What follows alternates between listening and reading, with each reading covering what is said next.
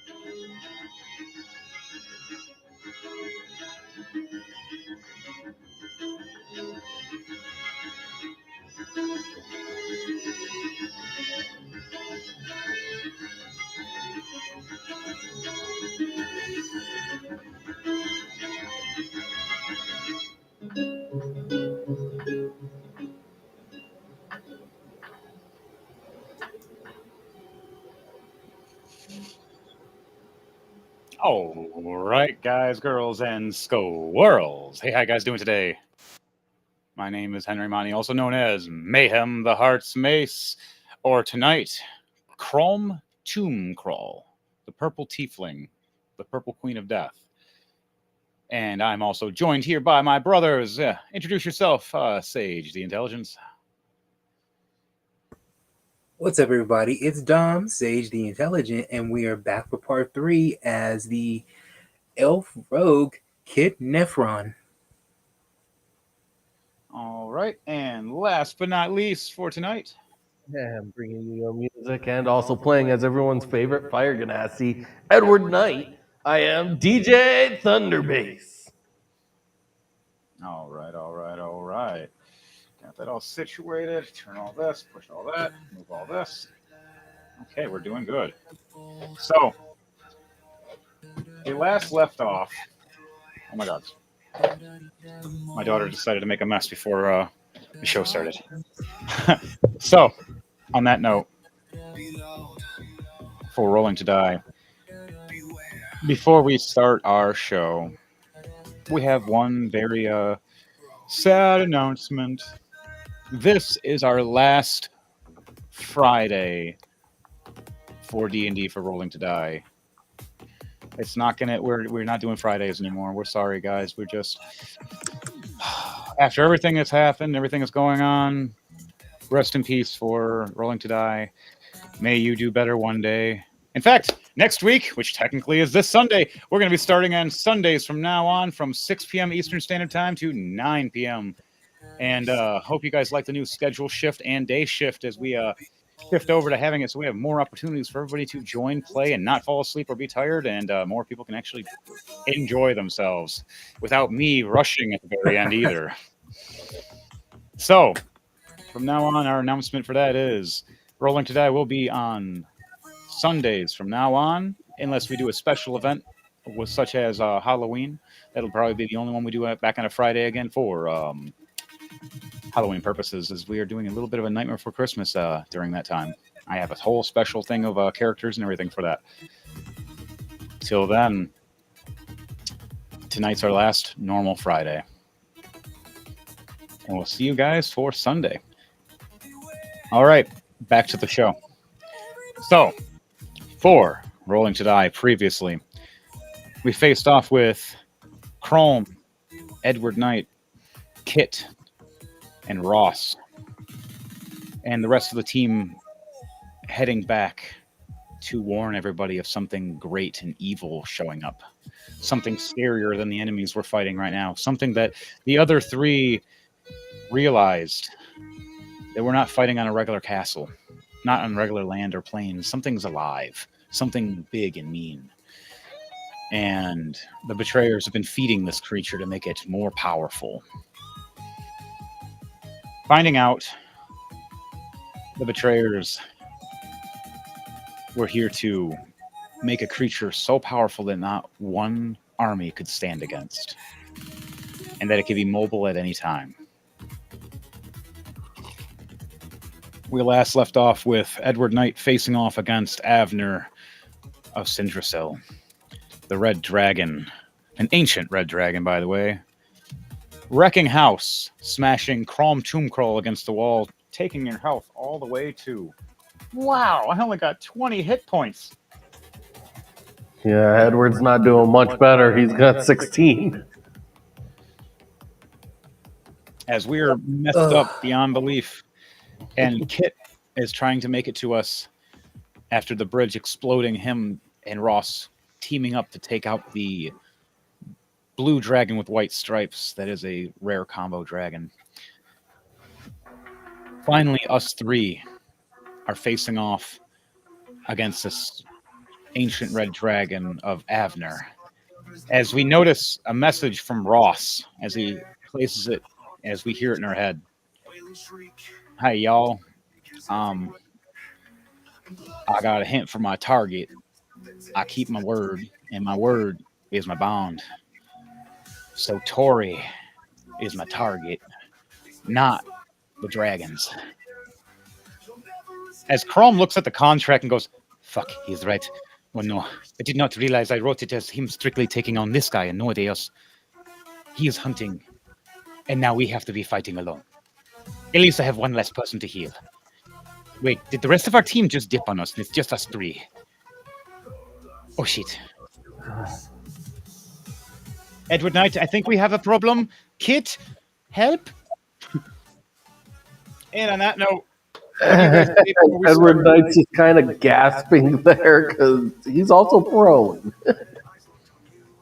You're not prone. I'm not prone. The only one that's okay is Kit. Dom is our savior tonight. When you make the boss super tough and you wreck your own team. Oh, I love being a DM. All right, so I need everybody here to roll 2d20 for me. Your first d20 is a light. Your second d20 is a dark. That'll determine good and bad for luck, as well as determination of your character. 12 light, 14 dark. What was it? 12 light, 14 dark. Okay. 12 light. Nat 20 light, 14 dark. Okay. And for me, Crom Tombcrawl, 13 light and 19 dark. Ross, I'm just going to do an NPC for him. NPC. And just roll for him just for reactions. Oh, wow. Nat 20 and 14 for him, too. How? He got the exact thing as Kit. Holy crap. Math and statistics. And there three of them were 14s out of you guys. All dark. 14. 3 14s in dark.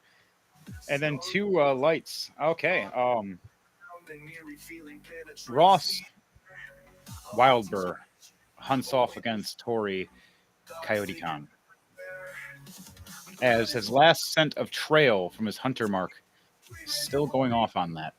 And he is chasing off against Tori. And we got a Supreme or a Spectral Llamaverse. You need to make me a mod. This censorship is annoying. Okay, that is what's said by Spectral Llamaverse. You're gonna have to remind me, buddy. Please and thank you. And I will make you a moderator from there. You are one of our Chaotic Era Odyssey CEOs. So back to it, guys, girls, and squirrels. I need everybody here to roll initiative for a new initiative as we just started. I got double 17s. Wow. With a +5. So 8 plus 6, 14. 2 for me. 14, A 15 plus 3, 18. 18. Okay. So Chrome is first. Avner. Avner got a 9. Okay, so Avner is last. That works for us. Where's my 9th level? I'm just going right to the top. Nope, I'm going to go to 8th level. I need, I need that for one thing. This gives me some RPG vibes where the heroes go first and then the villains go last. All right. I'm doing Mass Cure Wounds. Wow, they took it.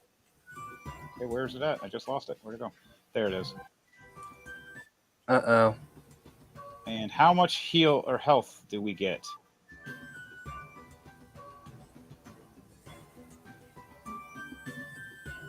All right, every one of us gain 36 health plus my special domain I have makes it an extra 10. So everybody gains 46 hit points back. So you gain 46. Oh, that at least helps a bit. Right? One thing I did. Fully restored. Fully restored. Heal. Oh, that's good for you. Me and Edward are like, oh, I'm not leaking anymore. I am going to take my reaction to toss you one of my potion of greater healings while I swig another one.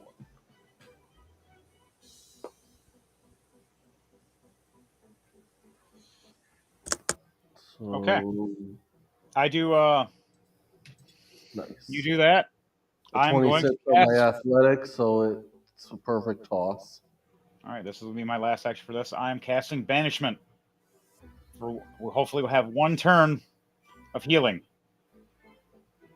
Now I got to see if Avner succeeds or fails. He fails with a 2 and a 3, even with advantage. We lucked out for one turn. Or sorry, 10 turns. You see the big red dragon smiling and smirking, his mouth start to blaze and hit at Kit and Edward Knight, and the tail about to crack at me at the same time as it goes. Where'd it go? As now he just pops up in the frozen winterlands of the ice domain. What the hell is it? It's so cold! No! So for one turn, he's going to be taking you a literally damage. just pulled a Monsters Inc. Kinda. Talk about And banishment. that gives me time for us to heal now. Okay, guys, which I'm going to burn a few of my spells. We get this 1 minute. What do you guys want to talk about and heal and do while we're healing?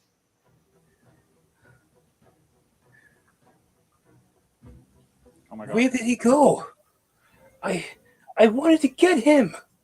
Don't worry. We'll take care of him. We have less than a minute. Just long enough to heal and prepare. Does anybody have traps? Anything to mess up a red dragon? Does anybody have equipment, explosives, something? As Crom herself pulls out her grenades, her last 5 that she has, pulls a string around them and sets them right by where he would be standing when he appears. I have oil and fire. But that's not good. Fire is not going to be a good idea, nor the oil. Well, I mean, with oil, it's explosive. Put it on something. True. That'll help with the explosion. Mm-hmm. That's supposed to give me points. What? Tell me. Did D&D Beyond just? Thank you. Wow, that was weird. It froze for a split second. I've never seen D&D Beyond do that. But yeah, everybody gains another 24 hit points plus the domain I have, so you make it 34 hit points.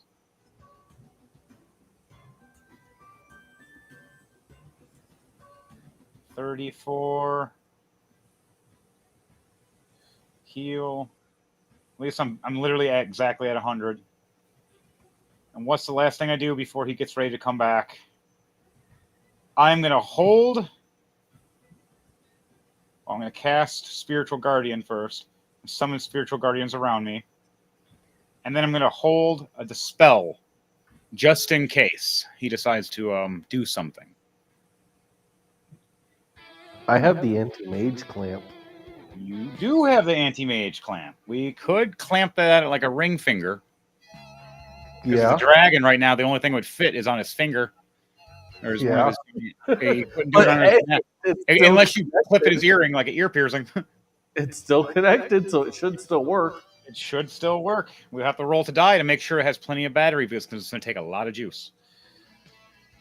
And Well, I haven't even used it yet, so should Healing still be word. full charged.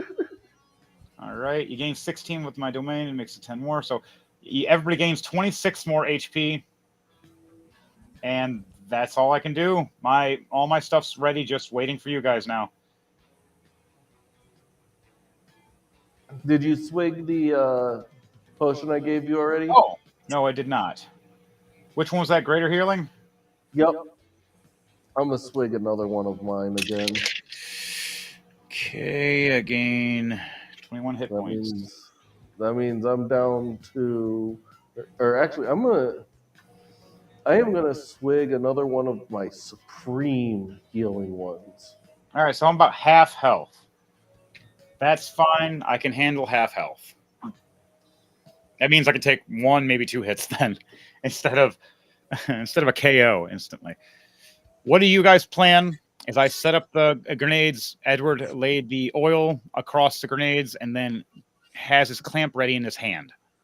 Now, Edward, are you just going to stand there and wait for him to appear, or are you going to do some kind of stealthiness to try to get him with it? I am going to go into a stealth mode. All right, he's going to utilize the And with shadows, all or are the you going to healing, I am back to full health. Ah, wait a second. I got something. What is it? I've collected a few things from during our journeys. I've got. Do I get advantage on I, the stealth? I have lantern wicks. I have candles. A stick of dynamite. A What do you dynamite. think? As Crom looks right at you, okay, we can use the dynamite. The rest of it, no. Regular fire, bad idea for dragons. Explosives, okay. Regular fire, no. And then she looks over at Edward. Can you do that shadow thingy and wait until he appears to pop up? If he sees you, he knows exactly what the hell that thing is. But that means someone has to be the distraction. I am going to cast a fog cloud around us so that way it makes it easier for us to hide. Mind you, that will make it harder for us to see and hit him as well. But I have the voice that can bring him How? here. He's extremely large, and I'm only using a first level fog cloud. You are, but it's still, if we are within the fog cloud, we cannot see what's in front of us. If we appear it around him, like if we know his Then vicinity, we're stepping back. So we have to plan it. If you do the area, that's fine. Everybody get more than 20 foot away from where he'll pop back up. So pretty much you're putting it in the spot he would be back in, which is his length. He's over 20-something feet. But about when he pop in, more than half his body will be covered. His head probably will be until he stands up. Once he stands up and peeks over the clouds, he can see. But once he goes back down into the clouds, it was mainly more for him to be blinded. Yeah, for a short period of time. We just need it long enough for a reaction. He will be coming back soon. Yeah, I real put a soon. fog cloud where he is, and then I'm gonna roll. Do I get an advantage for stealth? Yes, because we don't, because he's not here right now. There's no other enemies technically right now. And a 15 plus 6, 21. 21. Okay. You step back into the shadows with the clamp, having your little shadow portal open, watching, waiting for him to return. Kit, do you get to a higher area to get ready to scope out and shoot this dragon with the explosive with your crossbow?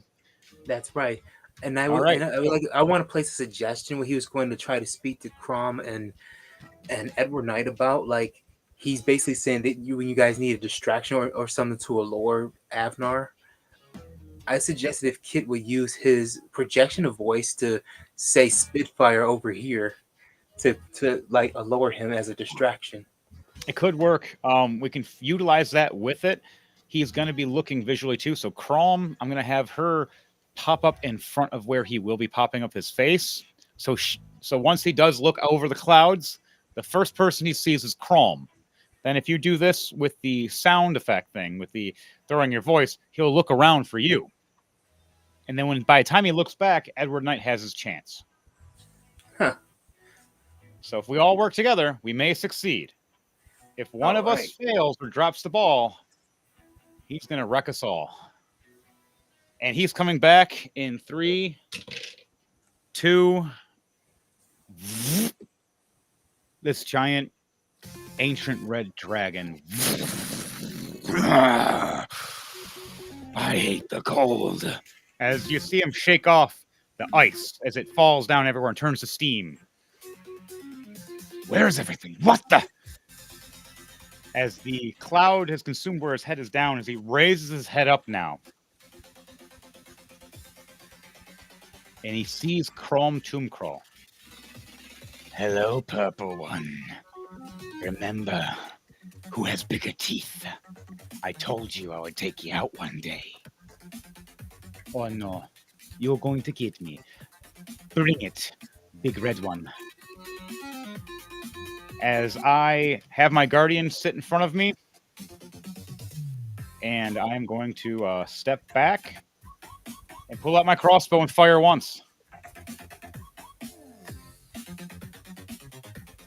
And it is a plus 11 for 11, so a 22, and his AC is 22. I perfectly hit him up one of his nostrils. As you see him look over, smiling, going to snap at me, the crossbow bolt goes right up his nostril, and he shakes. Chrome raised her shield up to block. That ends her turn. Okay, Kit, show me what you got. All right, Kit, it is now your turn. It actually is, too. That's perfect. And order is actually perfect, too. Yep, me, you, then Edward Knight. Okay, part 2 is up. Spitfire! Fire! Now, roll a persuasion check with advantage to see if this persuades him to look in that general direction. All right, then. Let's do it. Uh-oh. Okay, persuasion.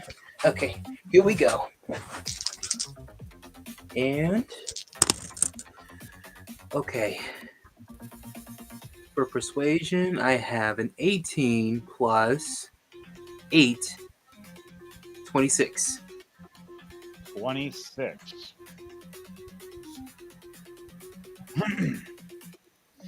Okay.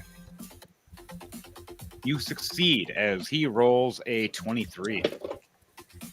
He looks over. And he looks all the way to his left. Where are you, Kit? I've been needing to snack for a while on you. And I'm going to have him do his reaction in that general direction because you're not exactly there.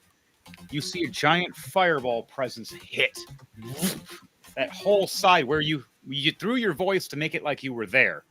Just gets wiped clean. Even the castle itself seems like it moves like it didn't like that. As you hear a weird noise in the background.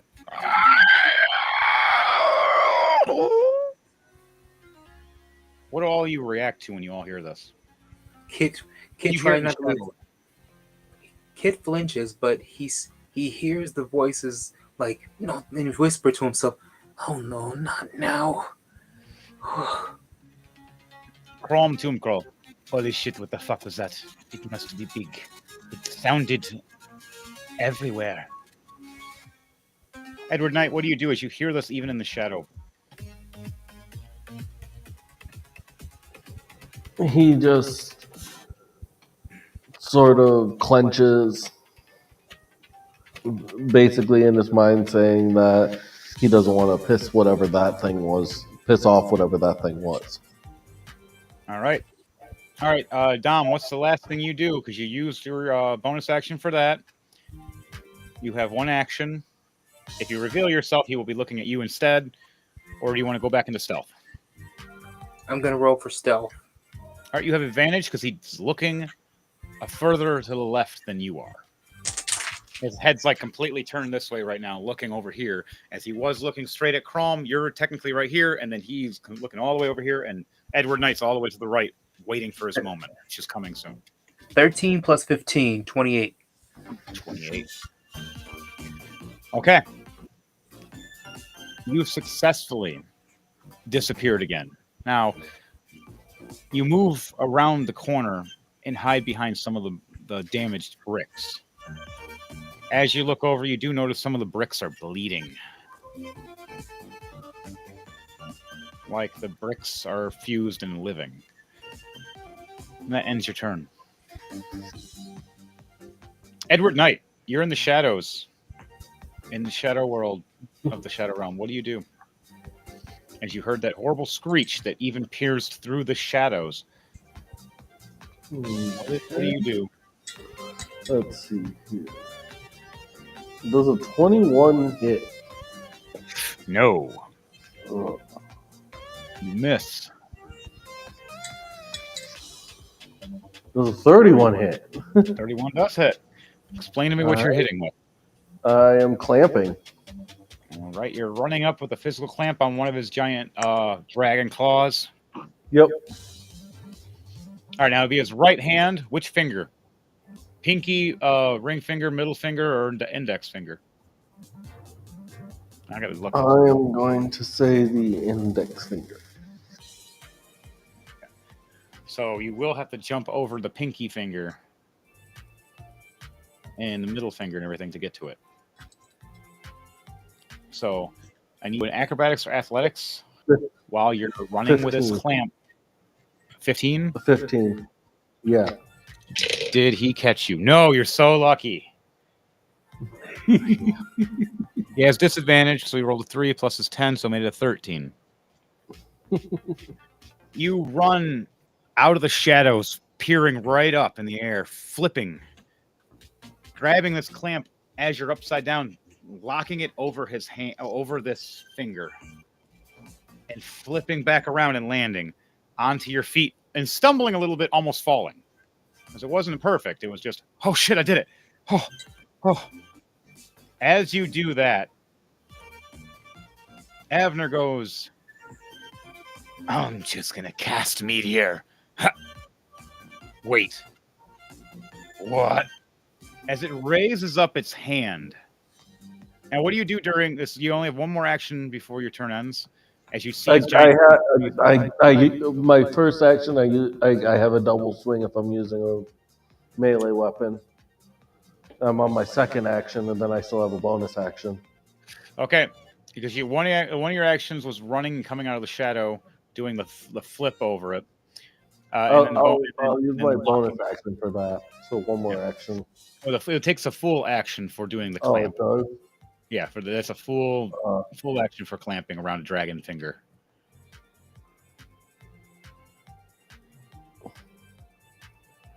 Okay.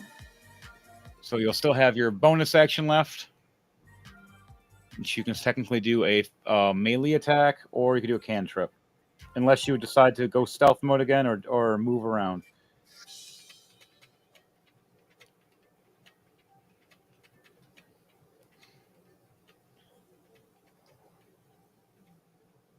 Wait, wasn't that's what I was rolling for the first one was to get it clamped on. Yeah, you have to that was my first action. I still have one more action and a bonus action. You had to make the movement to him jump over. So the jump over would have to be your bonus action.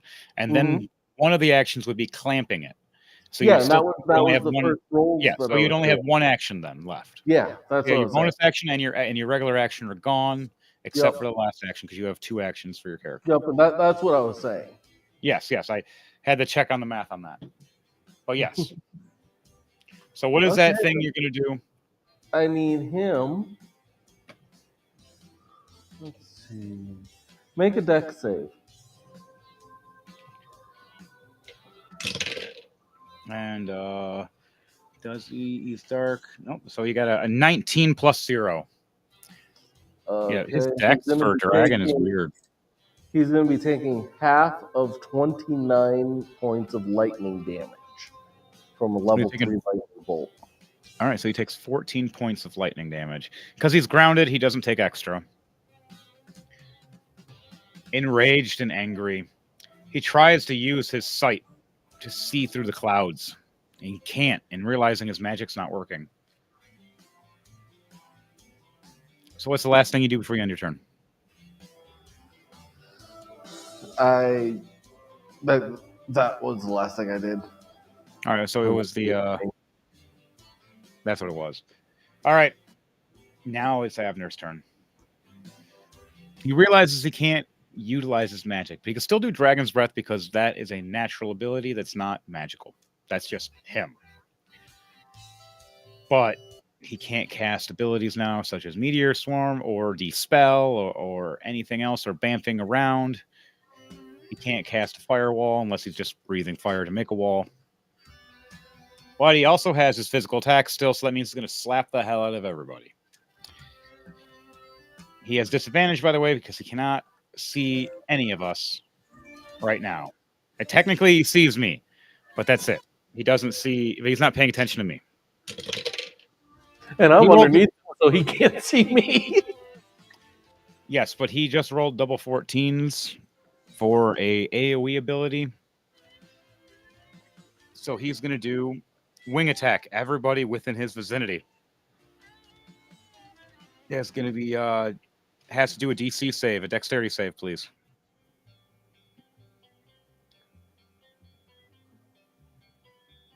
So I need Kit, I need Edward Knight, and I need Chrome to all do dex saves. It's like it got harder. Everybody, I got a nat 1. It did get harder. 18 plus 3, 21. 15 plus 9, 24. Okay. Dexterity save is a DC 25. All of us fail.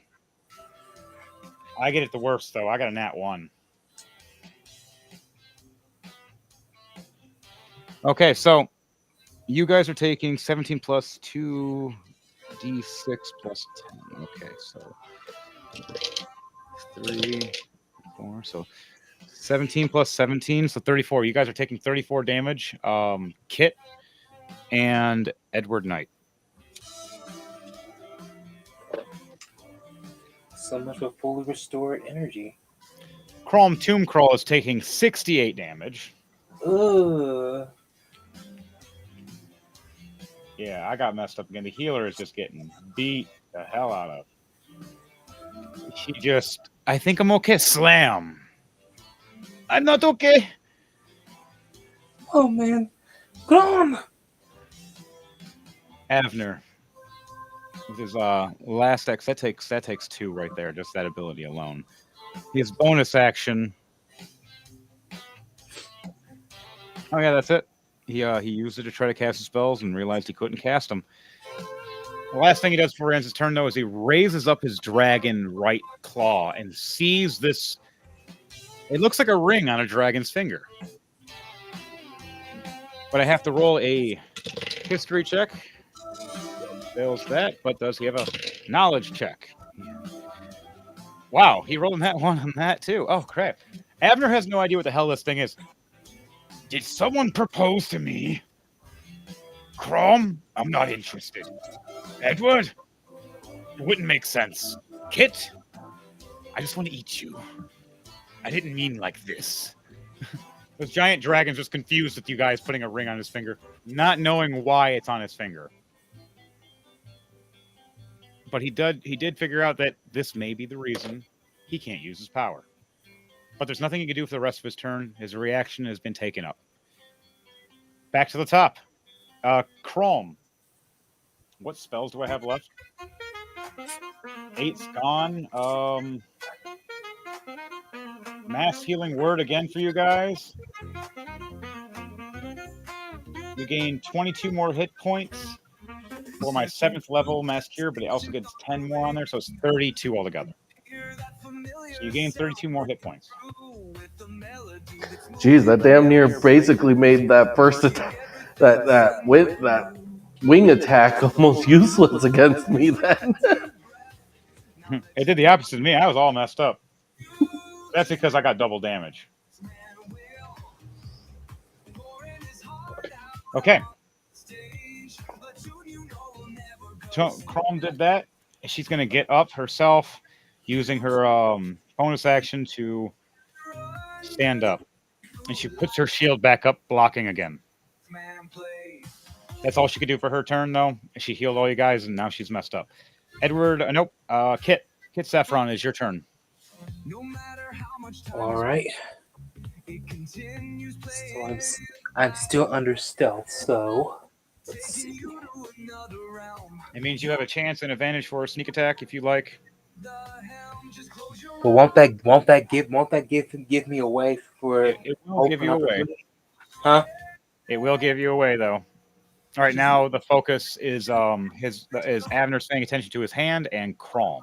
He doesn't see Edward Knight because he's in the clouds fighting, and he doesn't see you because you're hiding around a rock. And everybody remember to like, share, and subscribe to Rolling to Die and for DJ Thunderbase. Thank you. All right, back to the show. So All right, now, Safety Intelligent, what do you do with Kit? so while he's under stealth, he still have to think of a plan without getting barbecued or getting given his self away. So let's see. I'm gonna try and think of something. Let's see. So what we're gonna do is we're under stealth, correct? So we're gonna use like taking aim without being seen.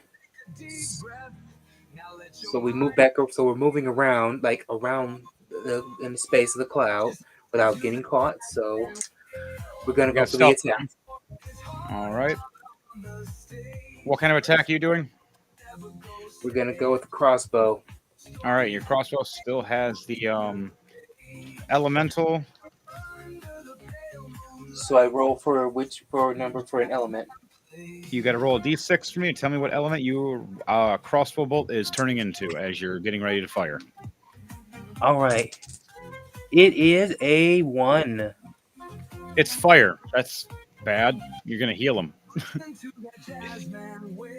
All right, you can spend a bonus action to do it again, but you can only do it twice within a time before it you have to wait again. But you only get one shot then if you do change your element again. It's either hit him, damage him, and then heal him, or change element, then hit him and do more damage. All right, I'm gonna take that risk. I'm gonna change the element. All right, this takes your bonus action.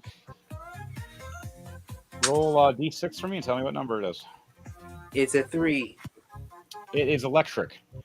As it starts sparking, and small bits of lightning are coming off the tip of this crossbow bolt. Oh, yes. All right. Electric. All right. Roll for attack for me. All right. Let's roll for hit. Here we go. Sweet. We have a 19 plus 5, 24. Does that hit? 24 does hit. Where are you hitting him? Hitting him in the back of his head again. All right. Now for the attack. I'm gonna need a D10 for this one. All right, here we go. Roll for that, and you got to roll for the electric. D8. Okay, for that 4 plus 5 is 9, and now roll for the electric. Yep. And for that it is a 6 plus Nice, 5, nice. 11. All right, so you gain that plus your electric roll, which is a D8 I rolled for you. It's 8 more damage. So you got 11 plus 8, so 19. 19 That's points of damage. 19. Yep. So the original attack was a 9. The electric roll was an 11. Yep. That's 20. So then you said it doubles with the electric. Well, yeah, if it's in the air, it's doubled. It's not in the air right now. He's Okay. standing and grounded. And Okay. for I believe electric is D8s. Double check. But Oh, D8. Oh, yeah, D8. yep. And I got Okay. a D8 on there. Well, let me roll a D8 then. I'll double check that stuff later. Um, that'll end your Okay. turn. What do you say or do before you end your turn? That got him. Then I can go ahead and go back to roll for stealth one more time. All right. I'm Roll gonna that roll for stealth. stealth, Go and then I'll ahead. end. A Roll your 19 Everything nat. that plus. I'm looking at that's all electric based, it's all D6s. Okay. Is it? Yeah, like my lightning bolt is 9d6. What dice do you use for Hmm.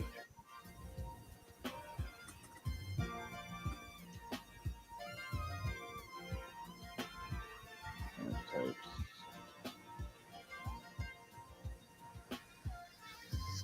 So okay. I'm rolling for stealth. Okay. 19 plus 15, 34. And ending my turn.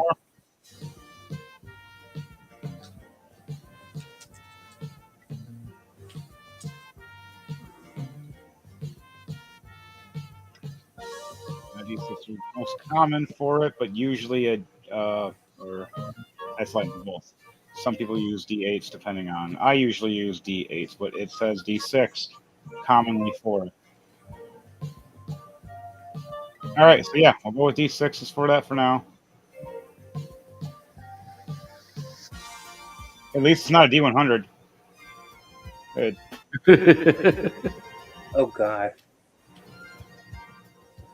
And then everybody else is just talking about percentile dice. I don't need to worry about that. I already know how percentile dials work. So back to it.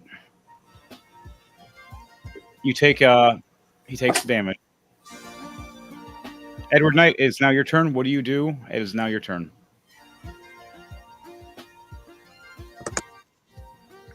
Make a dex save.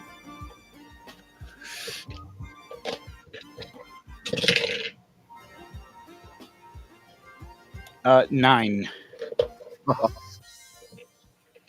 He is grappled, restrained, because I cast Black Tentacles. All right, now does it explain sizes and black tentacles, or is it just overall?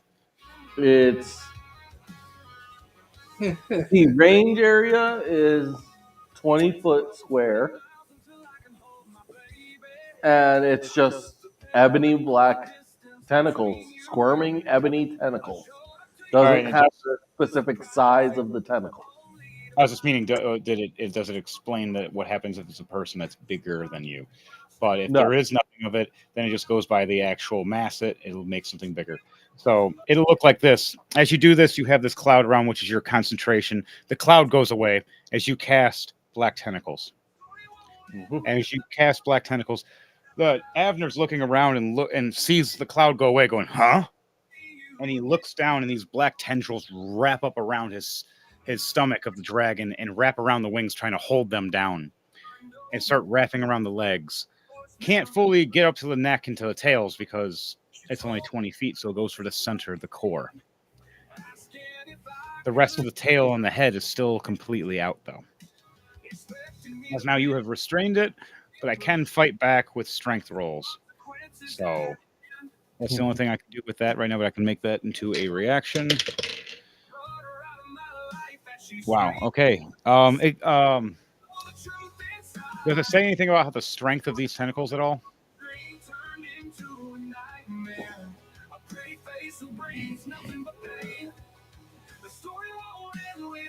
No, it doesn't say anything. You just have to roll to see if you can get out.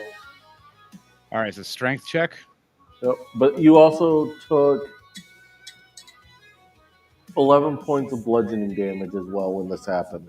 All right, so I take the 11 points, and then I roll a 19 plus 10 for my strength. So 29. You first slam down Avner to the ground. Oh, that's it. Getting up. And he raises back up, and you just see the tendrils just get ripped apart as it stands up, like a giant standing up, and what restraints were holding him just kept snapping as it stood up more. As you see him stand on his hind legs, fully erect, raising up from going downward to up, basing around 80 foot tall as he looks Okay. back and forth. Next, I need him to make another deck save.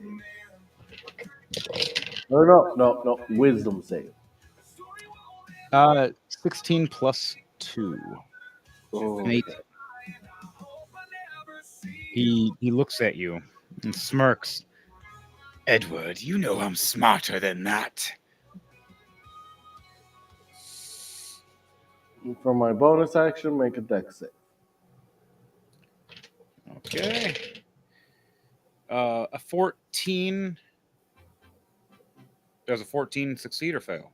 Nope, that fails. 12 points of acid damage from acid splash. 12 points. Okay.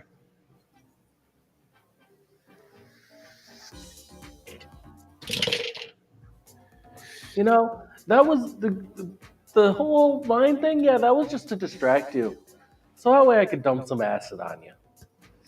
As he looks over, going, I don't like acid baths. You know this. Well, I can't have you healing now, can I? Speaking of, it's now his turn. I have plenty to take on you for now. He raises up his giant paw to try to step on you. I need you to do a dexterity save for me, please.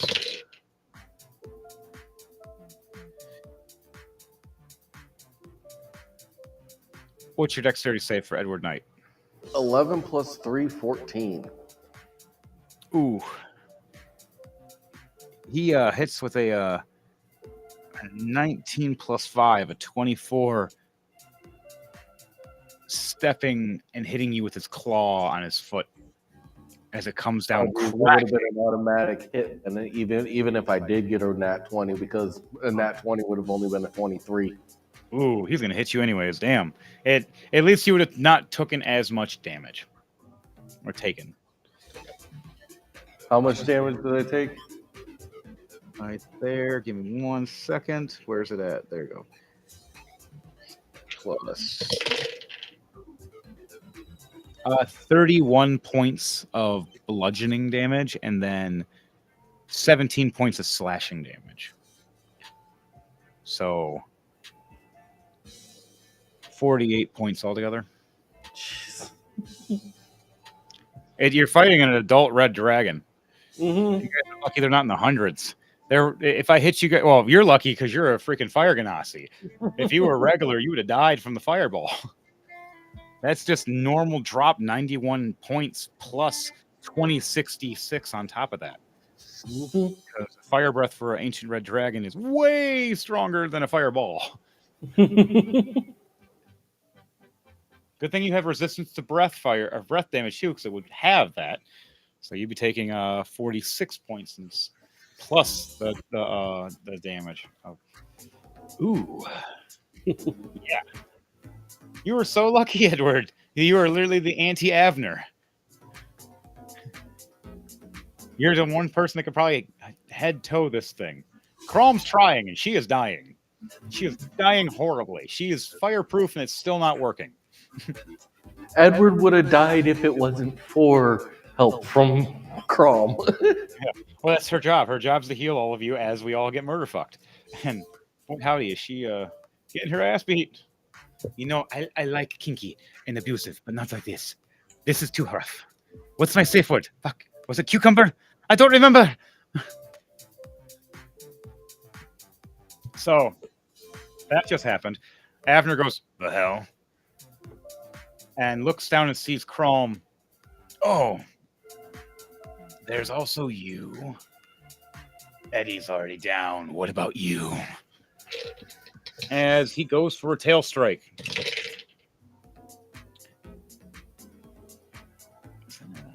Oh, okay, it's a 6 or a 9.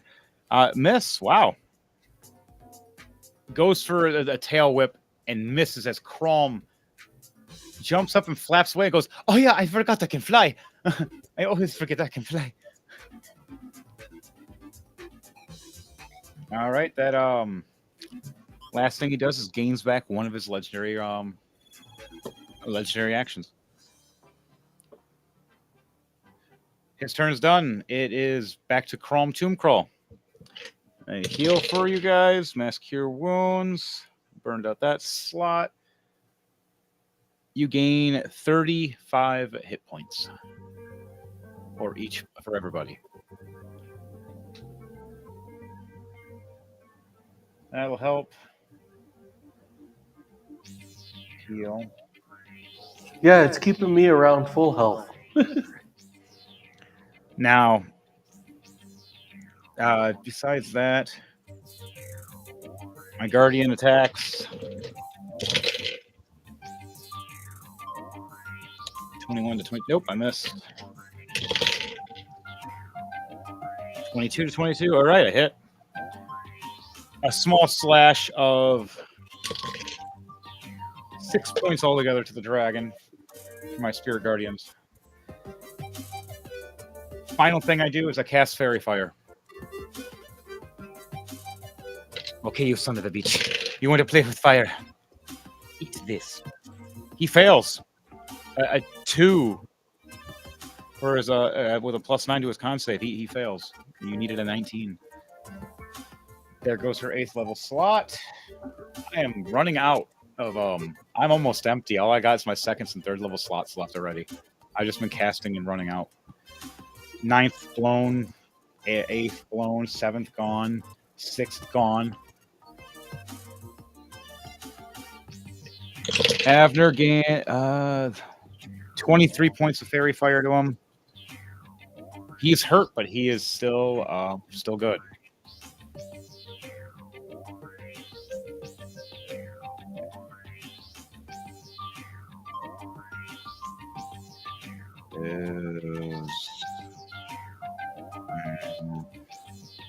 Okay.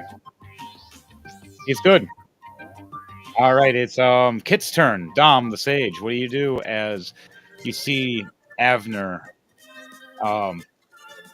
glowing because of Crom Tomb Crawl, casting fairy fire, like he's like on fire with like a rainbow fire, and then you see this spirit guardian from Kit or from Crom attacking the dragon like a buzzing bug in front of its face, like "Rah!" distracting him so he doesn't see you while he's on fire. And Edward Knight's slashing from the bottom. Well, right now Edward Knight's under his foot, going "Ow!" So yeah, you see Edward Knight on the ground with a foot on him. You see Avner slashing at this thing and flying in front of me. And then I just healed everybody again.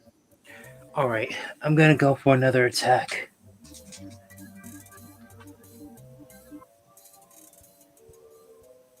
I'm going in for another attack. Okay, what are you doing? Crossbow. All right, let's go. We are rolling for a hit. Rolls die for me. All right. We have a 19 plus 5, 24. Does it hit? 24 hits. All right. Now to roll for regular attack. Okay, D10 for that one, and then for that it is a 4 plus 5, 9 damage. 9 damage. Okay. And for the electric crossbow, it is a 3 plus 5, 8. 8. Okay.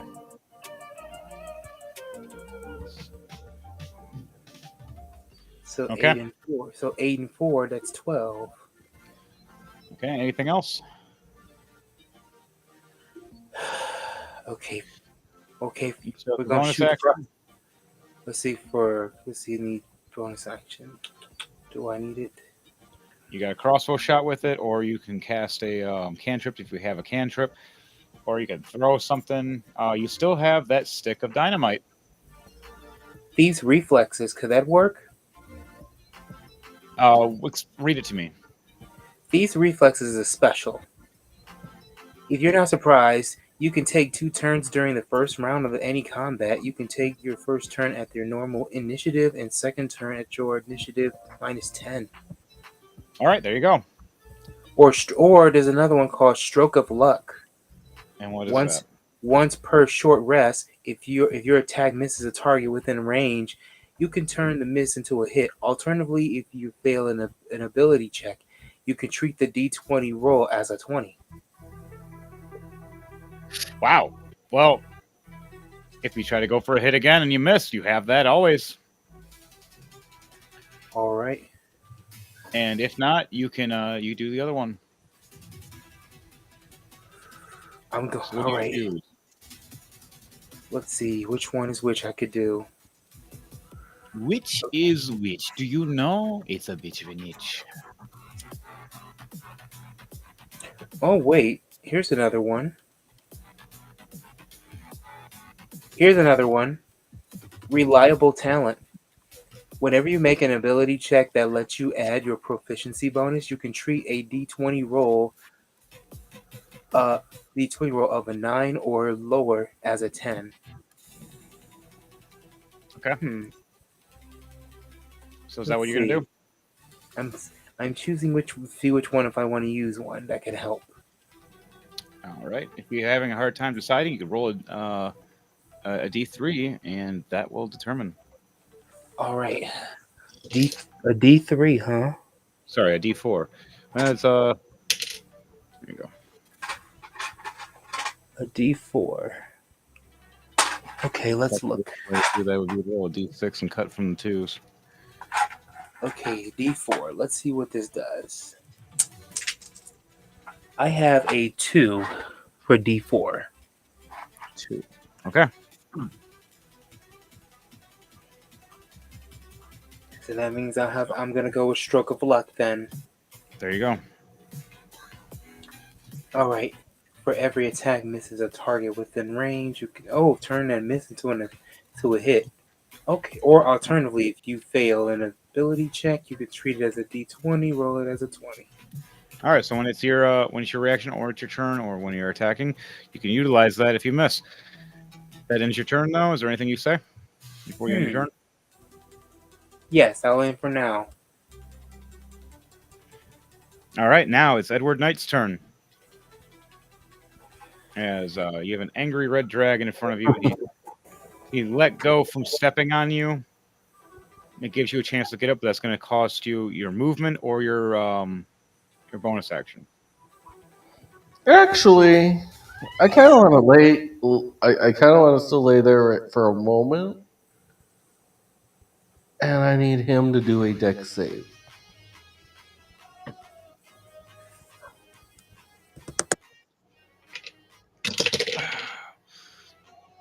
Wow. A 19. Okay, he is going to be taking half of 23 points of acid damage from an acid dragon's breath. Okay. Then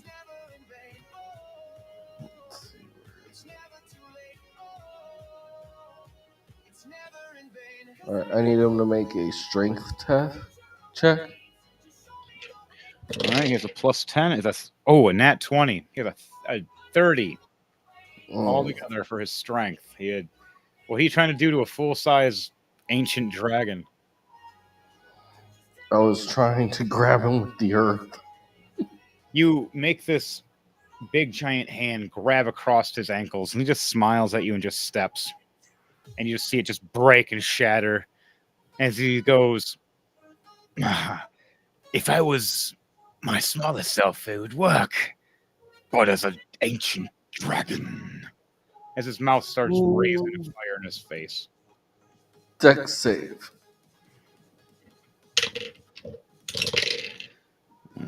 A 2. He failed. 16 points of acid damage from acid splash. You just keep burning on his head over and over again.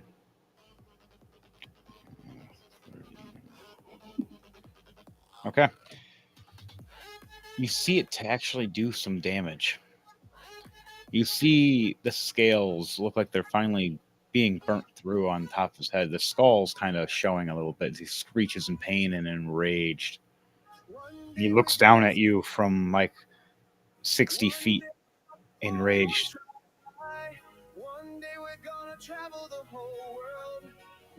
All right, is there anything else you do for you end your turn to say? That was all I could do. All right, guys. I need all of you to do a dexterity save for me.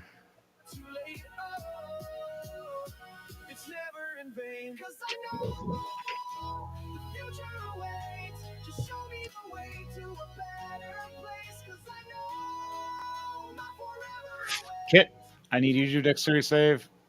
Edward Knight, need you to do dexterity save. And for Crom. 11 plus 9, 20.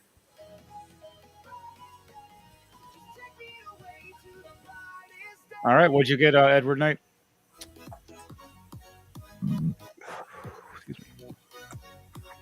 A 10 plus 3, 13. The DC save is a 24. Ah, As you guys all get hit with a giant fire breath. The dragon exhales fire in a 90-foot cone. Each creature within the area makes a DC 24 dexterity saving throw, taking 91 damage plus 2066 fire on top of failed Is save. this dragon fire or just regular fire? Dragon's fire. It says fire breath. It's the dragon's fire. and how Okay. much do we lose for this? But you get half because Devontae, you have that you have the protection from fire ability or breath abilities. It makes it so it's halved. Okay. That's a lot of dice. Oh, then I need. Since it's a breath one, then I need to actually roll with advantage. It only gave me one more point. Wow, can it not math? Holy! You guys take 145 damage. Oh, and I'm dead. Well, you have you're a rogue. You can try to do uncanny dodge if you have uncanny dodge. You also have your luck, but this will be with the roll for it. I do have uncanny dodge. I'll take half damage then. Roll for a dexterity for a dodge, and you can actually it'll take a little less if it's good. If not, you're taking just half from that. Edward Knight, you are taking you're taking 72 points altogether. Okay, dexterity. Save me, save me, save me. I am actually going to spend one key point to 16, use 16 my plus 9, Step of 25 the Wind. for dexterity. Okay. All right. So what was that, Edward Knight? I'm using one key point to use my Step of the Wind to dash away from it. All right. You'll still be taking damage, but it'll be halved from that. So both of you are going to be taking 50 points altogether instead of 145. Ooh. So 50. 50. This will blast you guys back. Okay. As you run away just in time, but it's still going to mess you up. Uncanny dodge for Kit as you jump up and uncanny dodge trying to get away over the wall, realizing the wall's breaking right under you, and you're like, oh crap. You jump off just in time. You still take the force as it launches you back across against the wall. Edward Knight, as you run and try to do your step, you make it. And right as you land and make it, you realize that the wave still hits you. Not as hard, though, because it's further away now. Crom Tomb Crawl. Oh, crap. Wow. This is funny. Have from. Nope. Nope. It wasn't. I failed. I have one hit point. Chrome Tomb Crawl is just spitting up blood, laying there going, I don't know if I'm crispy or I'm well done. Ow.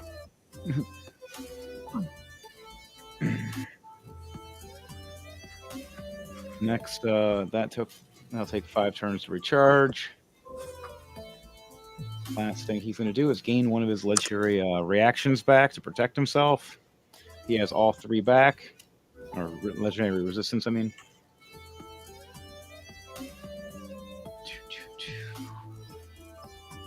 What am I going to do? Ah, that's what I'm going to do. He looks at the weird thing on his hand. What is this? I can't cast spells. I can't see through walls right now. And he smacks his arm against the brick ground, trying to yank it off. I'm going to do a strength check and get disadvantage, though. 24. It slips mostly off, but it's still technically on. So he still can't do magic for this turn, but by the time we're done with our turns, it will be off. So it's Crom Tomb Crawl's turn.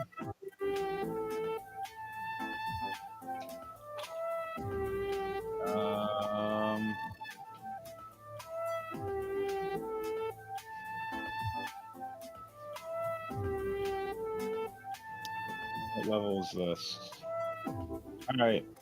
Mass Cure Wounds. Hopefully this isn't my last. Nope, I still got a couple. Okay, cool. Everybody gets 36 hit points back.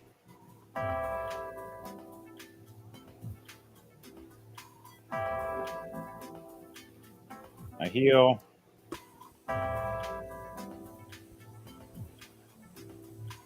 Last thing I do is pull out bad news. It's a bazooka. Yes, Chrome Tomb Crawl has a bazooka. Don't ask where she has it or how she hit it. She's just smiling. You know, I have an idea. Here, Draggy. Even though she has horrible hit DC for it. A 5. 5 plus 17. Okay.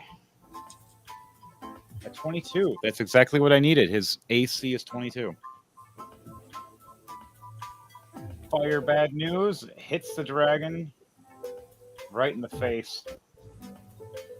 25 points of exploding damage right to its face.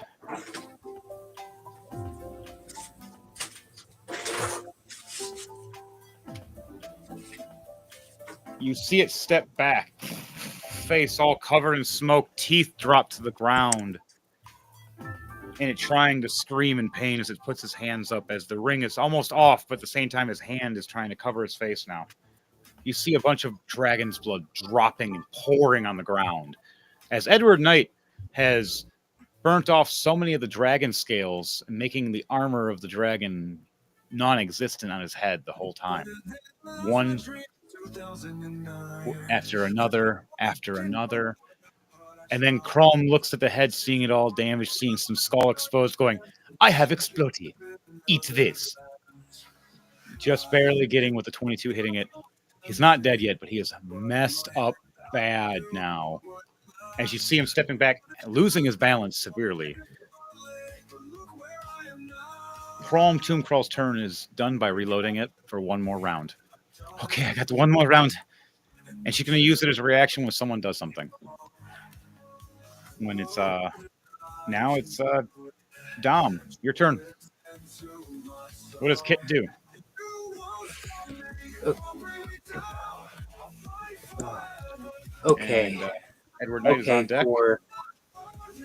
From after the impact that was hit from the fire of the dragon fire, Kit slowly rises back up on his feet. No, that's going to take your bonus action, by the way, from you being knocked down. Everybody Because lost a bonus action except for yeah, my character got just jacked. okay. So he's gonna. So I think in this one he's gonna take aim with the crossbow one more time. All right, you got electric rounds, and he's standing up, so now he might take more damage. Okay.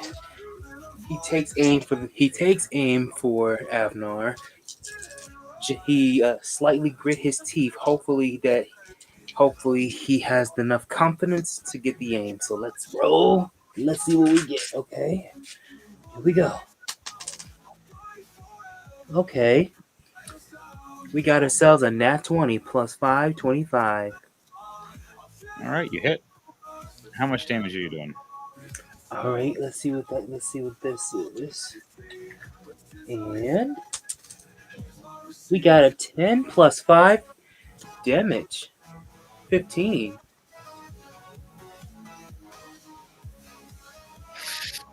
All right, so it turns to a 30. Wrecked him severely as he falls back. As he tries to realizes that these crossbow bolts you're piercing into him are all going in strategic spots. As now he has a crossbow bolt into his neck. He has a That's bunch in the back exact of his head. and that's exactly what Kit was shooting at, the back of his neck. Yep. So now on the back of his neck there's a crossbow bolt just jammed in as the top of his skull is exposed from the burns of Edward Knight and the explosion of chrome blowing up his head like horribly. Missing lots of teeth right now. All right, you have one more attack, Kit, and that'll end your turn. All right. For this one, let's see what I'm gonna do. I'm gonna go back for another crossbow for another chance.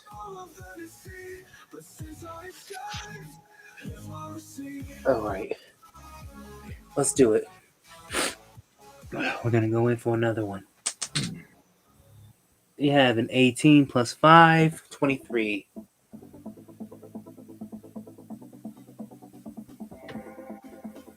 18 plus 5, 23. You just barely make it. Hitting him with his last crossbow. Where were you hitting him with it? On the other side of the neck? Uh-huh. All right. It looks like he has like Frankenstein bolts right now in the back, or like in his neck. Oh, that is going to come in handy for what I'm about to do. I guess we're thinking like here, huh? All right. Time for the damage. We have ourselves a 9 plus 5, 14 damage. Wow. He is hurt. As he's realizing he's being hit from all sides. Edward Knight, is now your turn as you hear Avner. As he looks down at you. What, Edward? You think you're going to be the slayer of the dragon of Sintrasil? There's nothing. Make a dex save or break me. constitution save.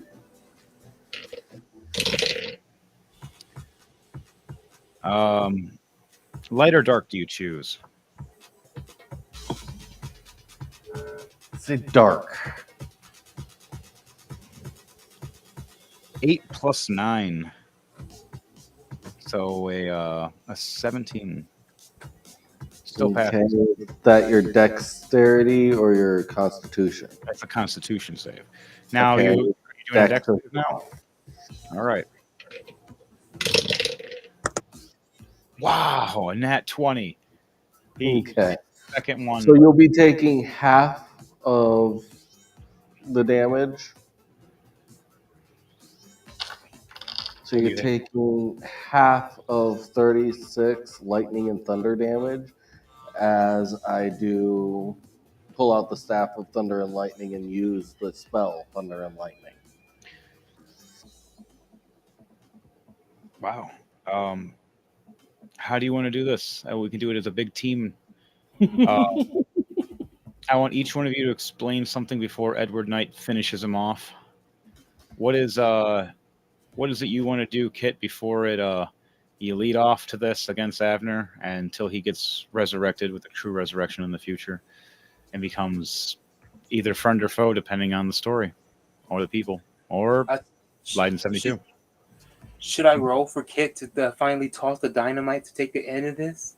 You can yeah, you can roll acrobatics or athletics depending on what you want to do with it and where are you placing Oh, it. he speak while if it rolls if the roll is a success, I'll have Kit say something as he gives before he can launch the dynamite. All right. And so you All, get ready to launch dynamite. all right. Crom is going to fire her last round of bad news. For acrobatics, I rolled a 9 plus 15, 24. Okay.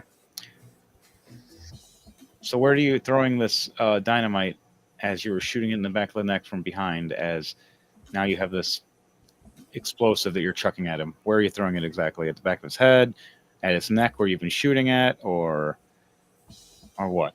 Or top of the skull, in the ear. That is going to go right in between. It's going to right on top of his head between his horns. Okay. So I, what do you I say want as you chuck? I've once appreciated you as my friend. I've always called you Spitfire because of your fiery mishaps. And now I see you nothing but a traitor. Singed our friendship, and now I'm confused to know who you are, or do I want to make amends? But for now, for whenever the afterlife is given you, either if I see you in heaven or hell, you will always be Spitfire. Godspeed, my dragonborn friend. And he launches the dynamite right on top of his head with full force. All right. So right as that happens, it first goes as he's laughing at Edward Knight. The stick of dynamite just rolls on top of his head and blows up again, and he just shakes his head, dodging the first strike that Ed does. As Edward does the second strike, I fire my bazooka, hitting Edward or hitting That'd be horrible to hit Edward with it. Hit hitting Avner with it on the other side, exposing the rest of his skull as it moves and rocks his head the opposite way as Edward Knight does the lightning strike again and misses again. Can you guys stop hitting him in the head? Give me a second, please. You finally pull the staff out. You know what? Thunderbase! And just you scream it up in the air and slam it down DJ Thunderbase style as you see the clouds dried over it. And the heaviest thing of lightning and thunder just strikes down on top of the dragon. Whatever that buzz was. Uh, striking through this mighty ancient red dragon, the Avner Dragon of Sindrastil.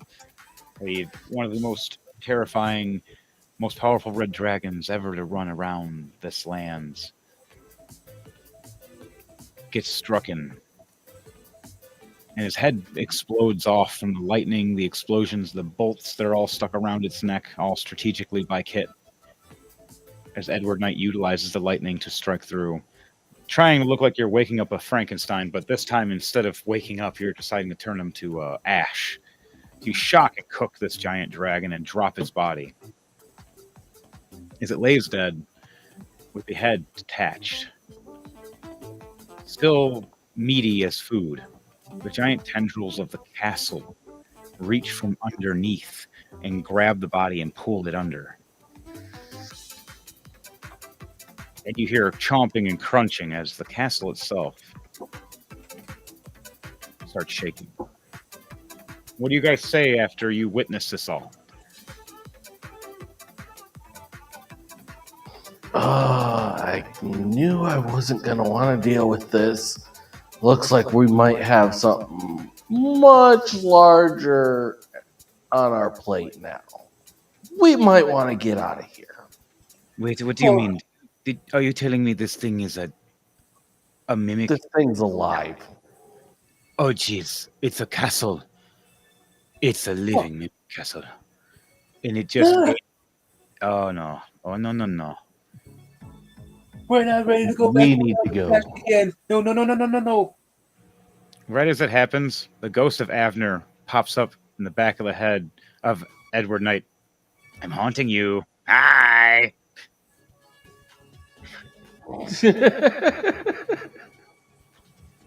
Crom is standing next to you going, "Ah!"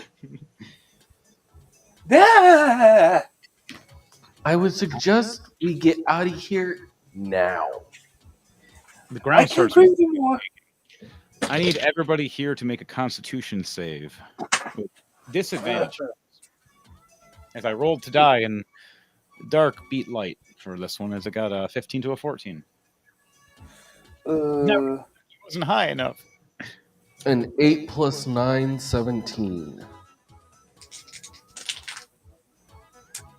oh man, You succeeded. a 16 plus 2, 18. You succeeded. What about Crom?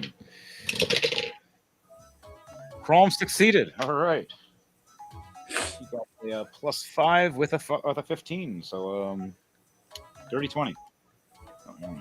Don't want to misplace those. I keep my stat cards correct in order. Perfect. So on that note, um, all of us succeed. We run away at first. The ground starts shaking abruptly. Every body or dragon's scales or anything you see is being eaten or picked up, and you're seeing the rocks, rubbles, and ground pool together more and more and more as everything starts quaking and shaking. You see the towers themselves dig into the ground and burrow like giant worms and pull out like giant sandworms of death.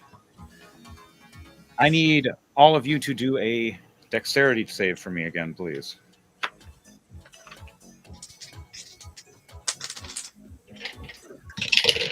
A 12 plus 9, 21. 15 plus 5, or, yep, go ahead. 15 plus 3, 18. All right, all of us succeed. As we start running, you see this giant mimic sandworm looking thing digging into the ground, coming back up. We run past and slide under it as it digs back past us again and just rips through. As we're running, another one comes up from the side. Oops, that one just threw at me. Ah, crap, nat 20. Never mind. We're all getting hit. Um, we run, but it Since I am a monk, I was wondering, can I do a little something fun? you are a monk. You're allowed to do dope monk shit. What is a dope monk shit you want to do as a reaction? I am going to take my rope and do a backflip and try and ride the worm. All right, mind you, you're going to have disadvantage because it got a nat 20. So you can do this, but it's with a acrobatics or athletics. If you succeed, the number DC was a 14. Now it's a 16 because the difficulty. They rolled a 10 plus 9, 19. All right, you beat just barely as I rolled against it with a 17. Explain to me how you run and flip up and So as I see this, as I see it coming from the side, I start kind of, you see me start trying to pace it. As soon as I get to the right spot, I jump, do a backflip, hook the rope around the teeth, land on top of it, and yank back on the rope. mind you, what kind of rope is this? Uh, Is it a regular rope? Is it fishing rope? Is it Hempen. is it magical rope? What is it? It's my hempen rope. Hempen rope. Okay, is it hemp? Is it regular or is it magical? Looks like it's regular. Okay, you only get a couple yanks and control before it will snap because it will eat through it if it has an acidic looking bite. Uh, yeah, you get 2 turns of. So what are these 2 yanks you're gonna do? Left, right, up. What are you gonna do? First one's gonna be up. As it's going, when you wrap around it, it just yanks up as you pull yourself up, and it pull and raises above all of us. You see it raise up probably a good 65 feet in the air, and still there's more of it in the ground. And it's starting to pull itself slowly to the castle, but it's still trying to look at us. But you're yanking it, trying to hold it at bay from biting at us. And my second one is going to be a yank towards the direction of the castle. Or wait, no, towards the direction away from the castle. All right, so that would be a kick down to make it go forward, but that means it lunges at Mhm. us. Okay, so Kit, for Dom, you and me both need to make a dex save. Oh, oh no, oh no, no, no, no, no, Uni. It's not gonna end well. 14 and Oh, 9, I 23. mean, it did get a nat 20 for hitting you guys. Well, he has a point, but I got a 14 plus 9. A 14 plus 9, 23. He still got you with the nat 20. I got a nat 1. Ooh. Oh, How do you want to do man. this? Crom? You guys KO her for now, like until you bring her back. Um, it's gonna be weird. You at least get to learn something about Crom in a minute. Edward Knight, as you're riding the worm and you yanked it up and you kicked it forward, Thomas Sage just gets grazed with a tooth and only takes 20 damage. But Ow. I I take 40 of it chomping me. Ugh. As Crom slips and trips and falls perfectly into its mouth, going, "Not again!" Falling forward with her clutchiness. Giant worm. Edward Knight, you yank and the rope snaps, and you see blood at the end, which it's not the mimics, it's Crom's. And you hear crunch, crunch, snap, and screaming, and then no more. As Chrome Tomb Crawl's been eaten and swallowed whole by the mimic. Oh, Edward, jeez. as a reaction when you see this, you see that Chrome just died, but the things are still trying to eat you and Kit. What do you do as a reaction, being now the leader, as Crom just got horribly mangled and eaten to death? It was a critical death. I couldn't stop it because I rolled a nat 1, it rolled a nat 20. I'm fudged. Oh. I decide to try and use my hand axe to kind of latch on to the back of it. Since I'm already on the back. I try to gain leverage to hang on. Yeah.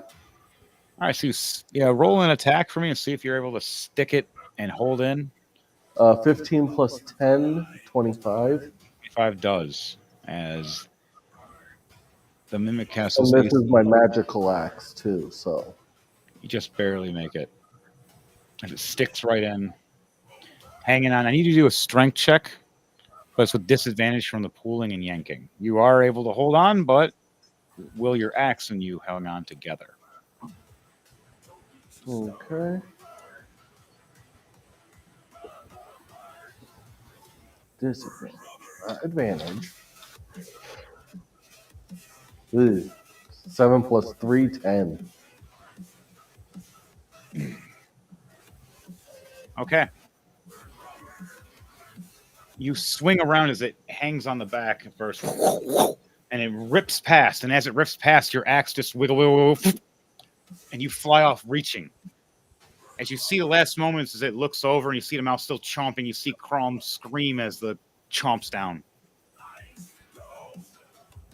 As it pulls back and the castle is starting to form more and more and put itself together. Everything around you all is erupting and shaking as you see where the portal is of your team that left behind at first, but they were going to warn people of what's going on. Portal's opening up. What do you guys do in that time? Do you try to run and fight the castle, or do you try to run and turn and run for the exit? As you see everything shaking abruptly. I guess our only choice really would be to try and get out of there for now and get back up.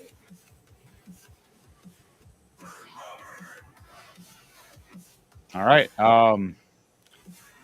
What do you guys say? What do you do as you've seen this happen? You guys turn and you start running. Kit, you start running with Edward Knight. Yes. All right. Need you guys do one more dexterity save for me.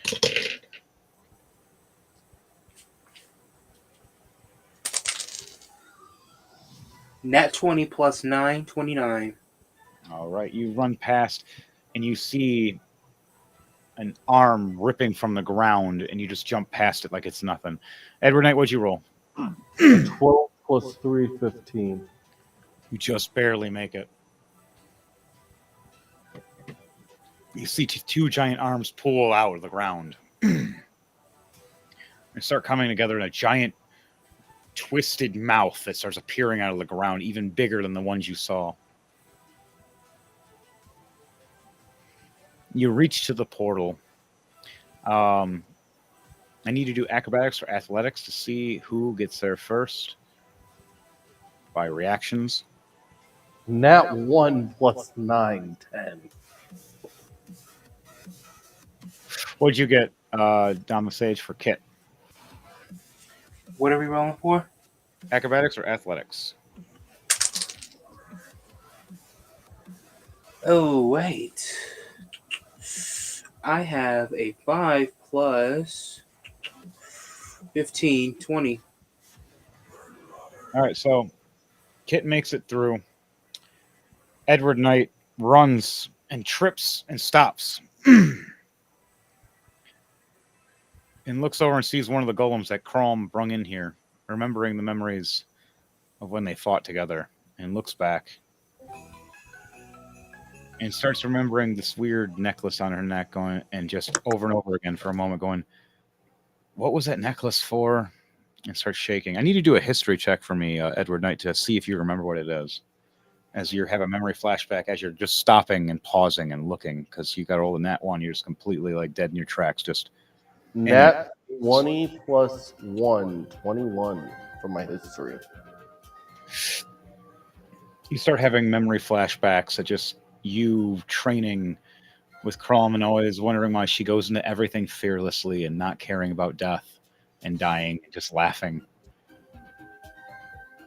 And you ask one day why, as she touches at her necklace and smiles. "Don't worry, it's something of a gift from a voice god. No matter the death, no matter the horror, I come back. But it's very painful for a moment. I feel everything. Just meet me in the shadow void. Your god will meet my god. You remember, they're friends." And just the past just clicks out of your head for a minute. And her always running in the battle and you seeing her die, and you occasionally came and got her back, but you never seen her die like this before, thinking you wouldn't go.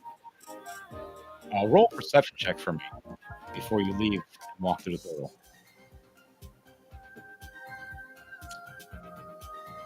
12 plus 3, 15. You just barely see a glimmer of a weird green flash energy, as it looked like the monster that ate her, that became a tower, burped. The energy went Like something's not there anymore. And you walk through. Do you walk through the portal now? Yes. All right. As you walk through, literally last moment, you step out and a giant teeth right behind you just miss you. As many things were coming around to chomp on you, there were parts of this giant mimic castle that's putting itself together.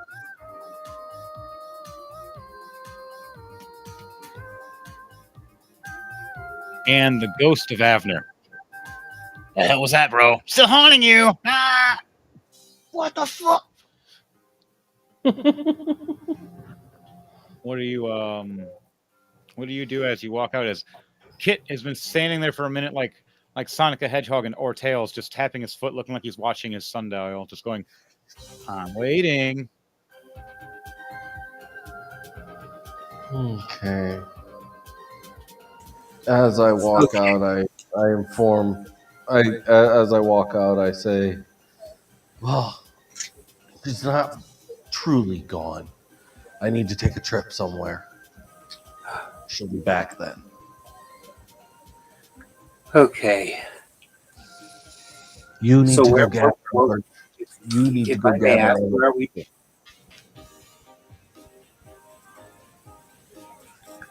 Are we still running? Now you're finally out through the portal. You're Mhm. surrounded by most of the teammates from the Doom Crawlers keep instead of the castle. Ah, And Edward Knight was speaking to you, explaining what happened. okay. Yep, and I'm saying that you need to explain and gather everyone together while I go and get Chrome back. Well, it appears everything have gone a little oddly everywhere. We managed to scout down the traitors along the way. All of us could have been barbecued, including Crom. Oh, I don't know what happened to Crom, but it was saddening in my heart to see her gone. She's not. It's even harder to even find myself, even feel betrayed by Avnar. What cruel world like this could handle so much treacherous? Crom sacrificed just the same as equally as we did, but it is her who saved us from that deadly finale. We could have been all dead, but here we are. We've made it. As Edward Knight's going, hmm, I, I'll be back. I'm gonna go and try to find Chrom's spirit and her back to life. I'll be back. You just walk away. What do you do, Be, Edward Knight? That was your well, explanatory to him. be careful, Ed. Watch out for the shadow puddle.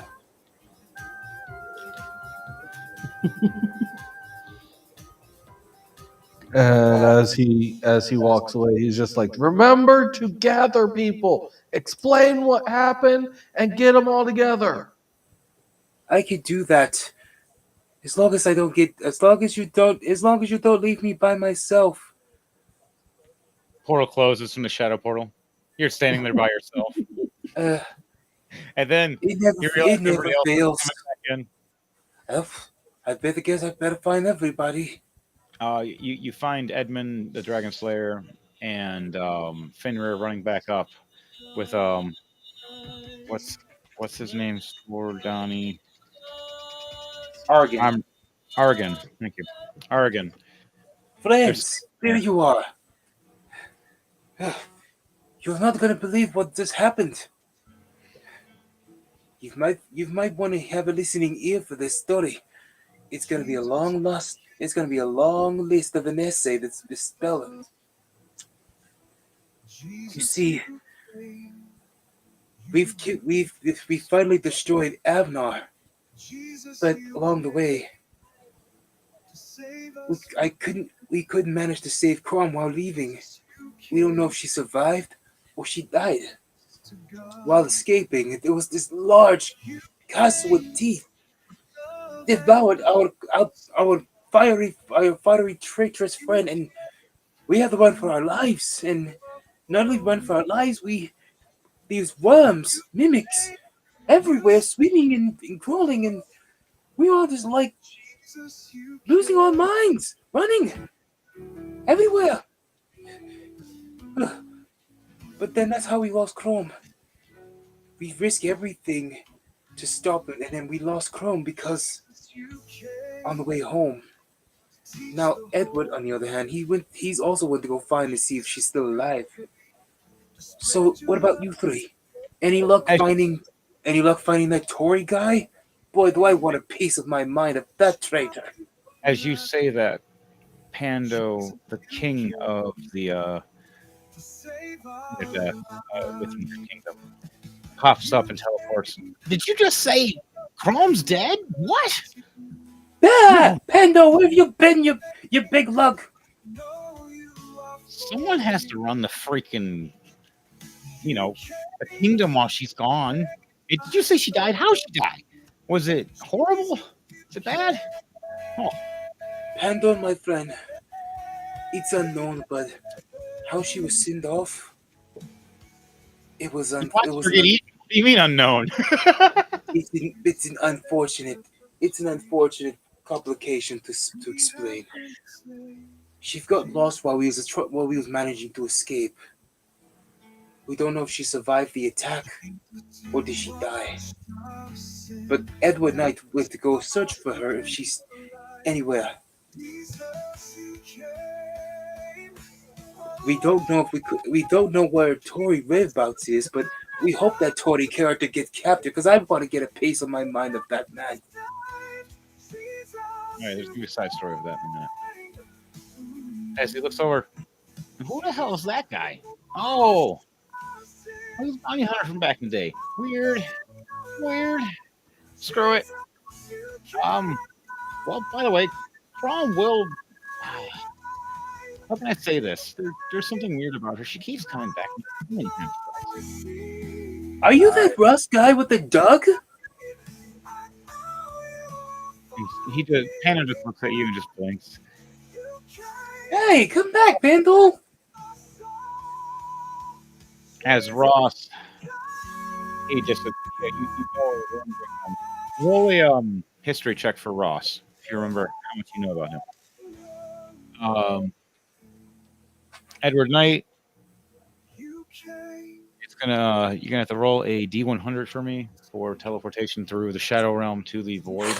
You said roll for history for Ross. Yes, yeah, for you for seeing if you know about Ross. Okay. 40 on my D100. Takes you a minute to get there. It's gonna be a little bit. It's a rough ride. For okay for history, I rolled. Let's see. I rolled a 12 plus 8, 20. Okay. You remember Ross telling you in a message that he's going to hunt down Tori and chase him down as you guys do your job, which is fight the dragons. Because he follows a So strict contract, and his contract stated to just hunt Tori only, not Avner, not anybody else, not Ishner, just him. so he was helping us. Everyone, this is Gross. He was he was contracted and hired only to hunt down Tori. As you explain that, you notice that Ross is still not there because he's still hunting down Tori. But as But you well, Pedro's sitting there blinking, going, "Oh, that poster, yeah." He and she pulls down the his poster. Yeah, he's a really good bounty hunter. Does a good job. But well yes, hopefully, well Chrome. yes, Crumb did hire him to hunt Tori only while we were on the search of this church and destroy Avnar. But no one we're not sure if any answers came from Ross just yet. If Tori been kidnapped or not, or has he been wiped? But I don't know All right, where if Fenrir. walks up behind you, puts his hand on your shoulder for Finrare, Daniel's character.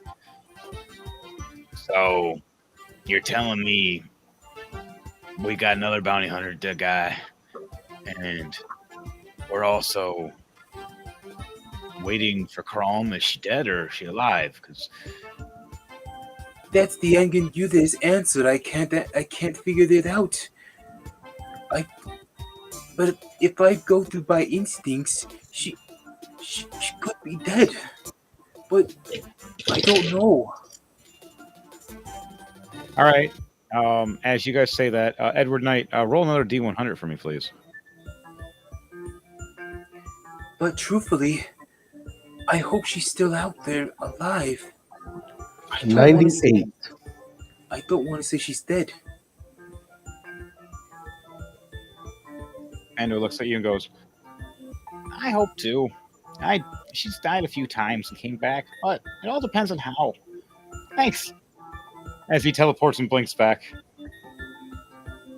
the rest of the squad that's with you are just in complete awe of how Pando can just blink in, blink out. Edward Knight, you finally a portal opens up as you see through the shadow webway the proper area to open to the astral sea, as you finally search through and make it through. You head through the astral sea. I need you to do a another D100. This involves your god, your patron.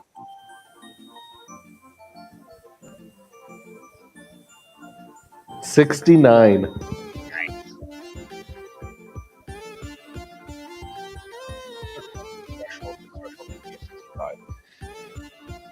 What do you do to contact your god? He does kind of like almost like a little ritual almost.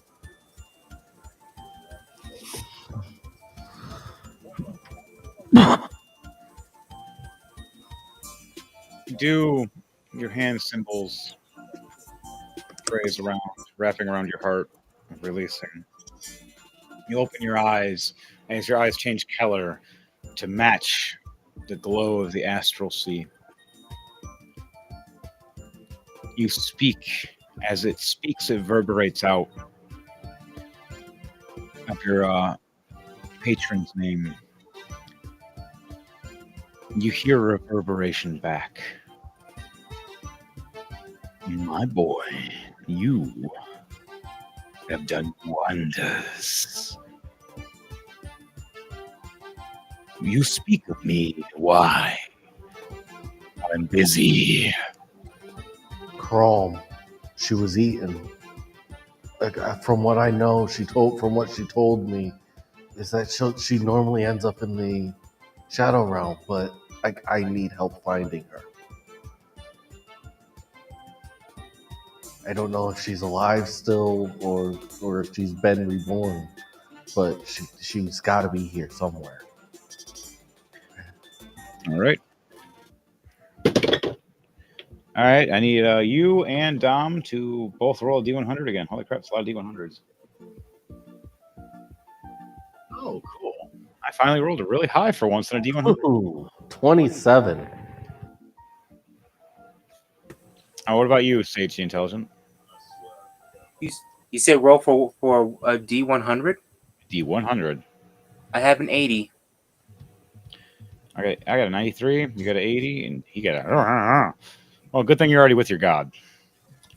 Dom prays to his god as the astral sea god himself blinks and feels his champion dead as my void god, or the void astral sea creature appears. A giant green portal.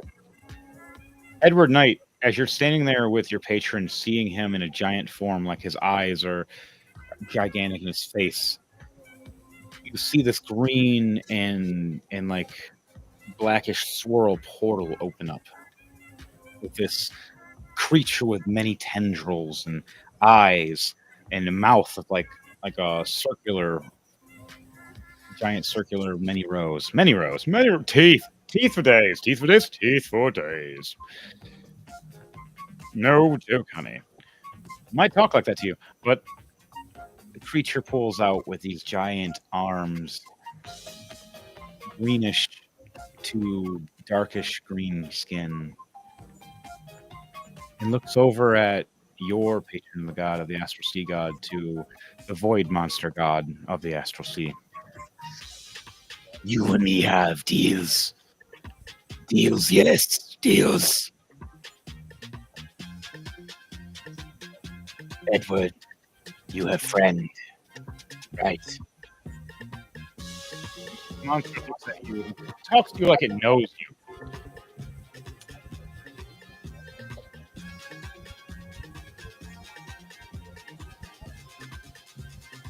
Edward responds with a nod because he's kind of frozen a little bit. Oh, yeah, you just seen this like 40-foot, 50-foot giant, even more, maybe like 50 to 60-foot giant portal open up with a monster's mouth just as big as the portal opening up, looking at you, talking. And you're looking at this, your astral sea god of the shadows, staring at you too with these giant eyes that are like reddish orange swirls with black pupils. And the black pupils look just like dark planets, like an eclipse on each one. The one's like an eclipse, the other one's like the opposite. You stand there small, seated, which would you're like what your character is, like 6 foot tall. He is actually exactly as tall as I am, 5'11". Obviously, it's 5'11", standing, looking at these creatures. One 10 times his size, the other one hundreds, if not thousands, times his size, just in spiritual gigantic form.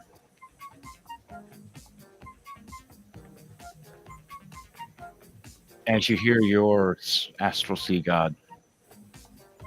So, you want him back, do you? Neat. We're gonna have a deal. Chrome can come back numerous times. This thing, a little harder to put it back together. So I need you and Dom to both roll to die for me. 2d20, please. Okay. Ooh. Nat 20 light, 5 dark. 17 light, 17 dark. I got the opposite of you. Nat 20 dark, 5 light.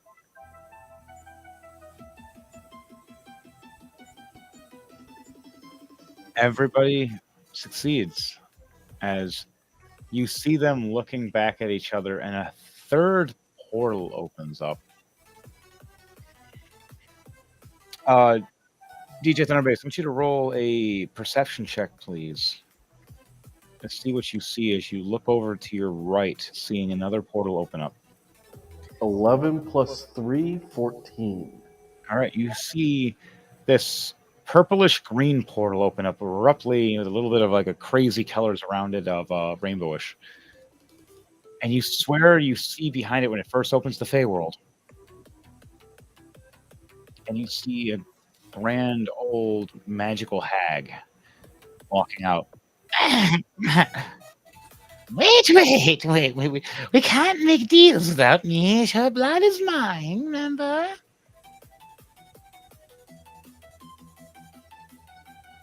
I own her and others. You see her crawling out with several legs, and then her 3 arms. I rolled a 13 plus 1, 14 on my history. You remember her as the original queen of the Fae of the hidden temples of witches and Mordecai. She gave up her spot many years ago to her daughter, which was a half breed. As when she shapeshifted tiefling, that's what she would be breeding into as she slept with someone from another magical place. We saw in Okay. home tomb crawled their daughter to appear. And for thousands upon thousands of years, she ruled there and no one knew in the regular worlds, and she hid it secretly. She left finally the throne to one of her sisters to seek a new throne here in our living world, which is a yin and yang effect of life and death. Compared to the Fey world, where it's the opposite, it's death to life. Finally,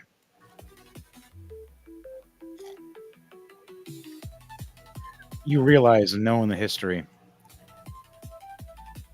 she has helped make sure that her daughter was extremely magical, powerful, and prowess in unique ways, and made sure that her friend that she bestowed had knowledge beyond all the realms and a book of emeralds, the Emerald Forest book, which you remember, Edward Knight, that only one person carries. Luna Wormwood, Mayhem's wife, the queen of the wares.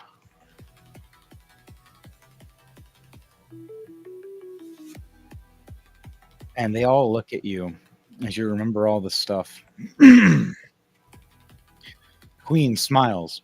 You're the only one who can talk to the right one. Gods are not. She's a little different. As she spits abruptly and grossly, this blackish phlegm floating in the astral sea next to you. And you That's see it gross. like it's alive.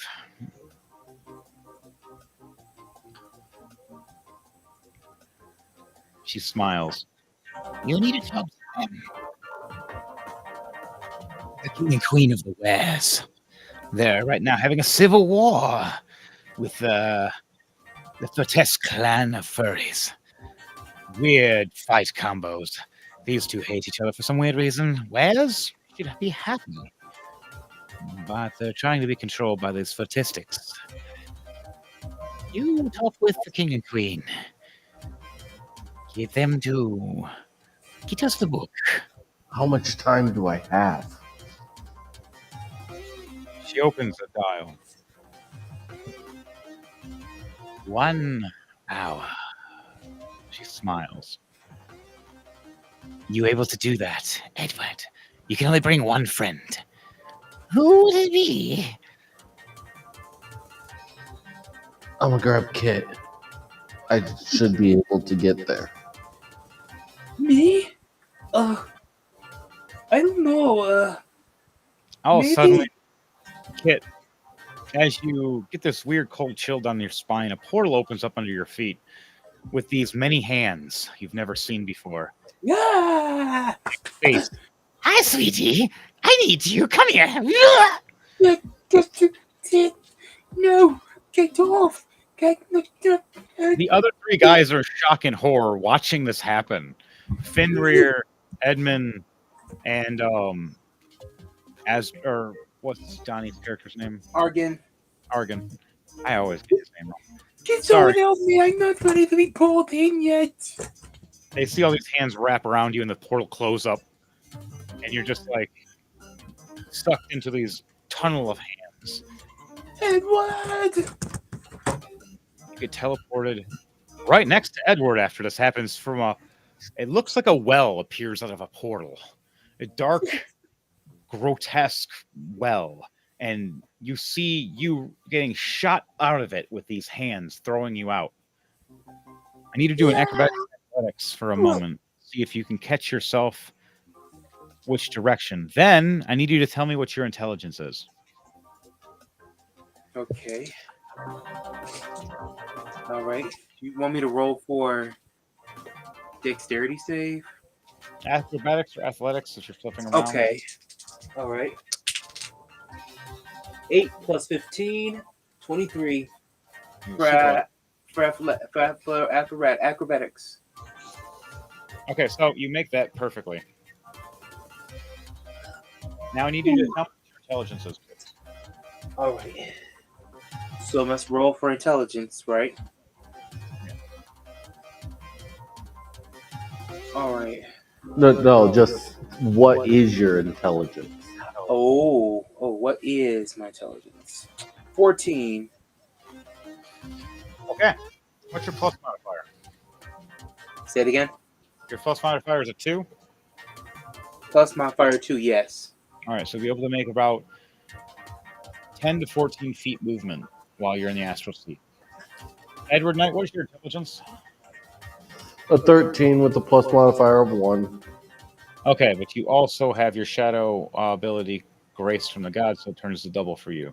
So here's a 1 turns to a 2. So both of you can move 10 to 14, or 10 to 14, or 10 to 13 feet. You both can move about the same distance, uh, just to make it to the next portal. This portal is what she has to create. You guys Edward, I don't like this. It's giving me the heebie jeebies and We have to goosebumps. go. We have to go visit Lunal. We have an hour to be able to save Crawl. can't. Need Ah, you. Okay, but, bargained quickly. but why do we have to move such mazes like this that gives you chills down your spine? Oh, man.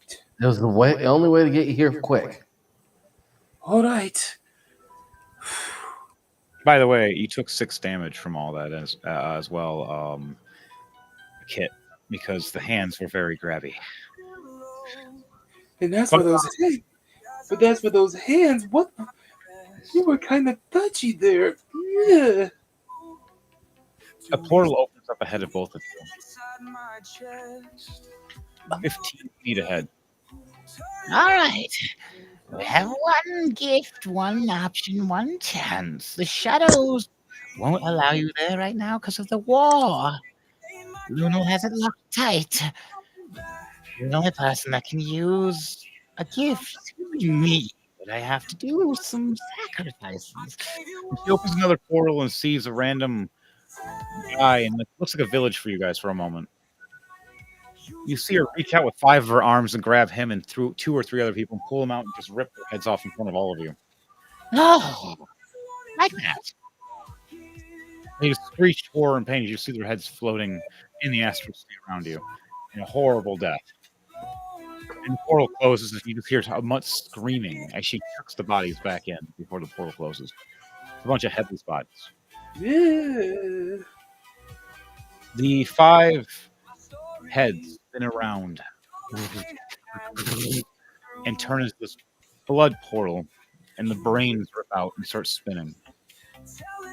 The eyes stop and twist and make marks and turning it into a star, opening into a portal.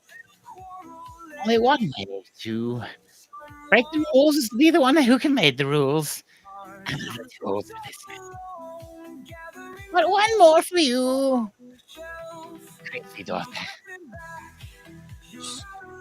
She's one whimsical weirdo, but she has a point. High elf or wood elf you are, and Yeah. you cannot see both of you. Ta-ta. Do you not find it weird they're scaring us like this? You both jump through the portal now. Yep.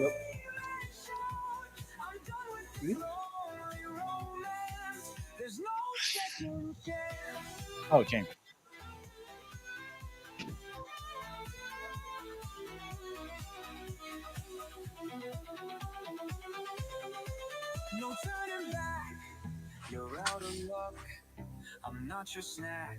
Okay. So, what's it called? I missed him. He should be here in a moment. portal opens up for you as you jump through. I want you both to roll a perception check as you jump through the portal.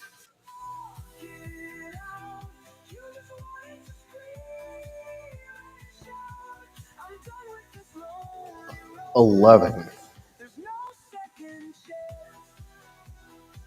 What up, brother? Sorry. All right, 11. What'd you get for you, Sage Intelligent? 6 plus 14, 20. 20. Okay. All right. So Edward Knight, he's done this before. He knows exactly what to do when he's going through these kind of portals that the hag witch of the Fae of the darkness. Oh, shit. Um, as she, what's that? Now we're gonna get the chart. She opens the portal. Edward Knight's done this several times. He has seen nightmares. He's seen horrors. He's seen things you've never seen before that you don't want to see. So Edward Knight does the smart thing after going through portals of nightmares and horrors. Closes his damn eyes, and you see for once he puts his hood right over his face, and just right through. Sage the intelligent as Kit Saffron. You see the most scariest, most messed up, most defiled, disgusting horrors ever in your life, making you into Ralph in every single way.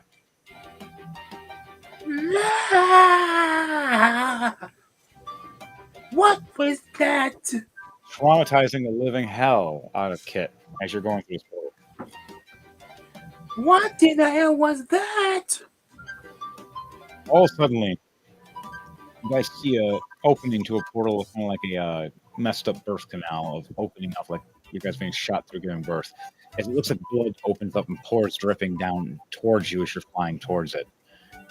A portal has to be open with blood made up. If there's a war going on, there's going to be blood, but it has to be within the same distance. As a horrible slaughter of fight is happening in the throne room, Edward Knight, Kit Saffron both lunge out. I need both of you doing a dexterity save for me both. To see if you both are going to be landing good or bad from being shot forward up and coming down quickly. A 12 plus 3, 15. A 7 plus 9, 16. You both land and fly up, flip down and land properly without getting hurt. Land in a pool of blood.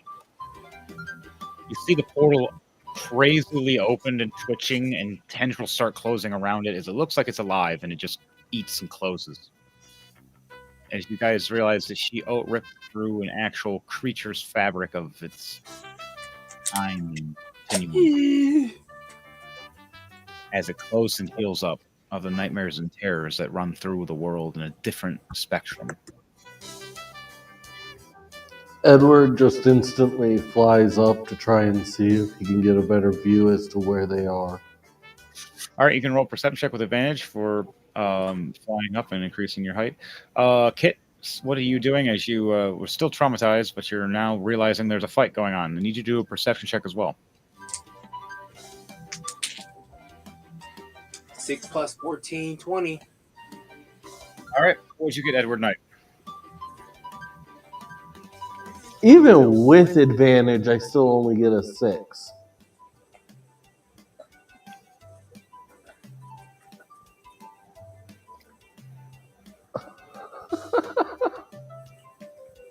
Wow, just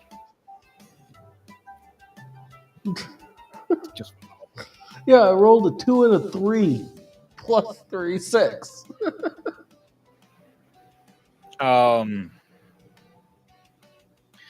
So you don't see shit at first. You fly up, you look around, and right as you look to your left, you see this big blast of blinding energy right in your eyes. As energy of different sorts are clashing against each other, clawing, as you're seeing the were people facing off against some of the other the Furkin clan as they're fighting back as they're trying to take over the Were clan for kingdomship rule of who is the ruler of the people that are animals, in a way.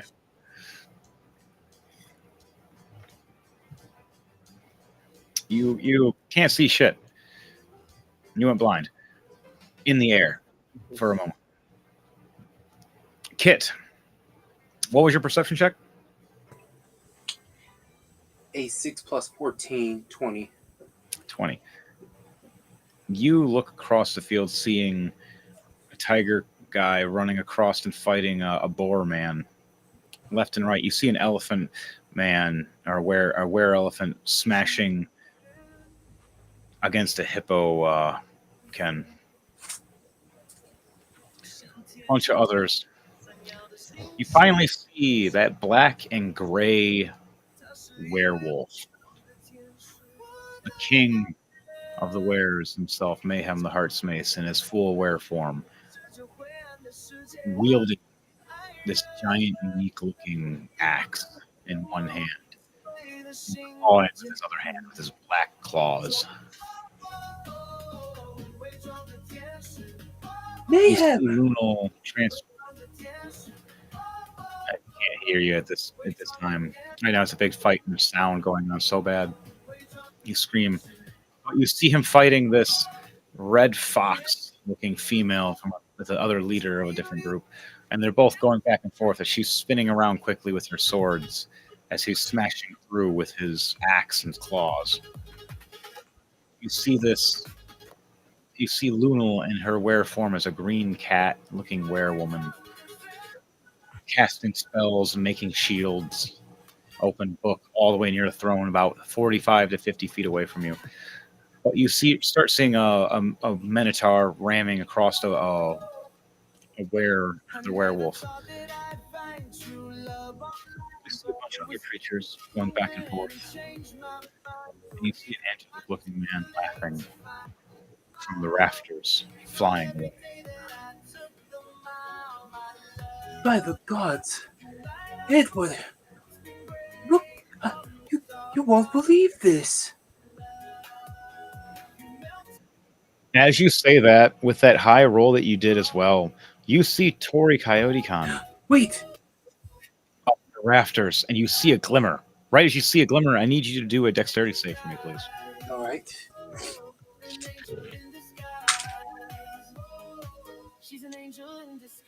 An 11 plus 9, 20. You just barely make it, as you needed a 20 to dodge.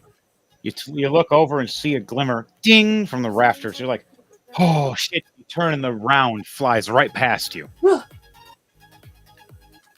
You look over again with your high roll that you did. You looked up and you see Ross firing his round at Tori as he rolls away and starts firing back, and you start seeing him have a gunfight from across the rafters, up in the roof.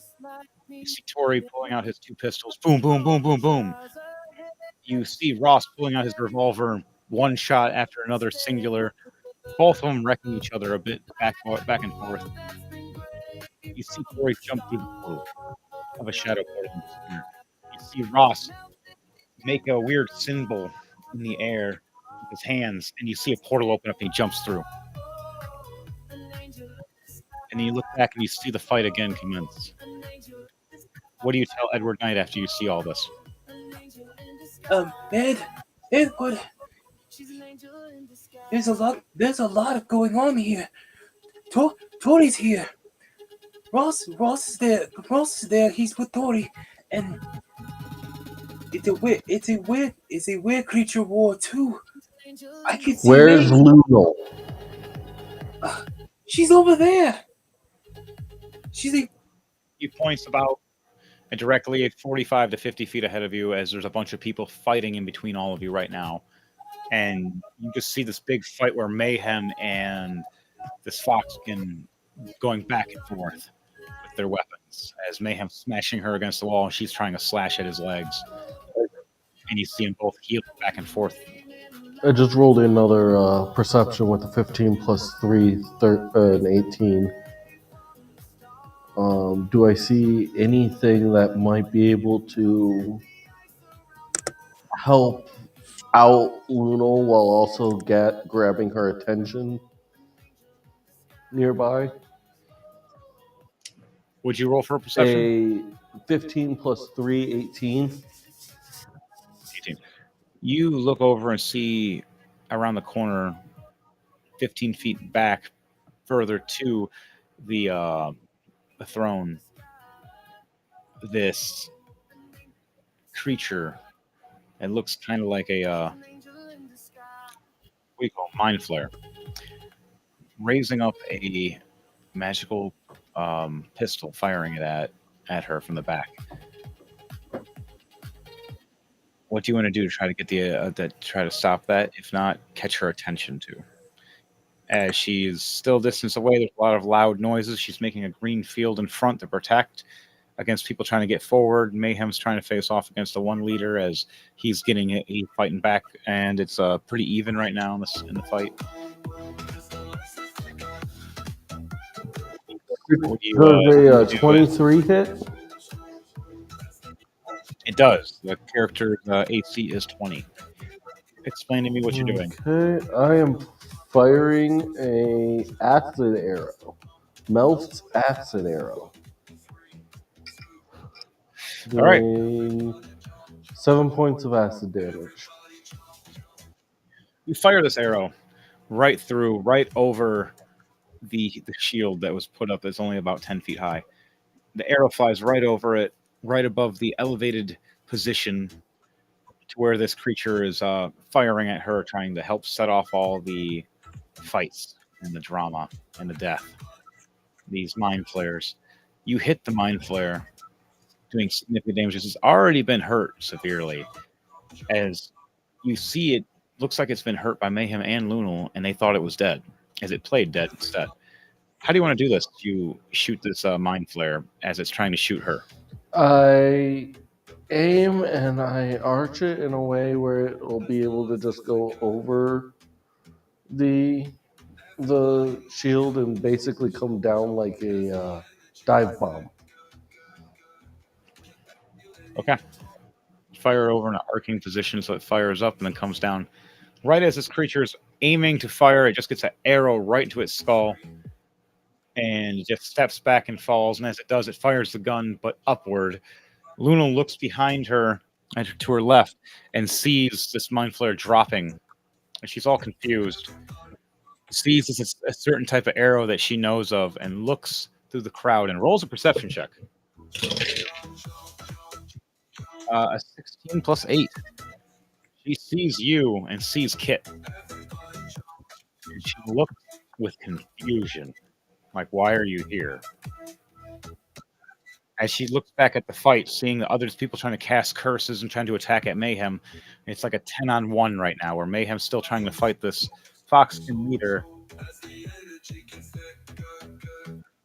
and yet he's getting attacked by all these other ones, left and right. And she looks over and sees you two now. And then she sees Valnir slamming down as a werepanther, trying to clear the way. What would Valnir be doing as a clearing away method, slamming down to the crowd to try to help out? And what would for Sage Intelligent, what would Spev be doing if you're helping with the fight? If you would be on the other side, because that would be Spev's character from your Bloodstains. It's going to fall into actually what's going to happen this October. I have a whole story plan. He is going to be slamming down with frostbite to try and basically turn all enemies into ice.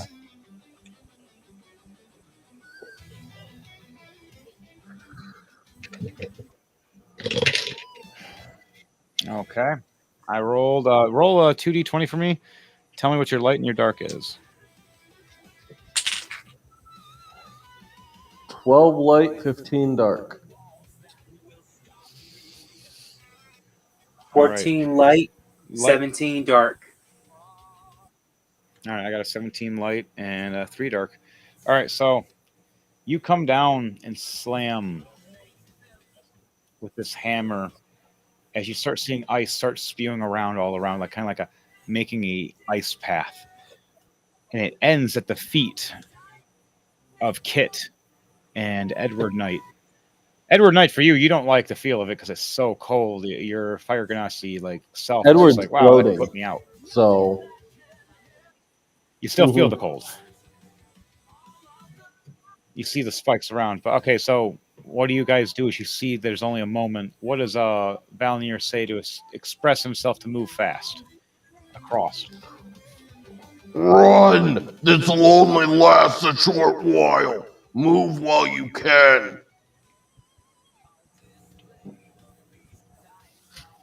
That's cool. So as you say that, what does Edward Knight and Chrome Tomb Crawl do? As you hear Valnier scream Me and Edward this, and Kit. as he frees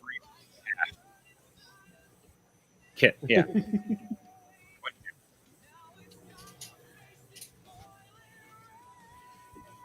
I move. Edward follows Valmier's instructions, knowing that if we want to get their help, we're going to need to help finish this war. Okay. You guys run past. You state that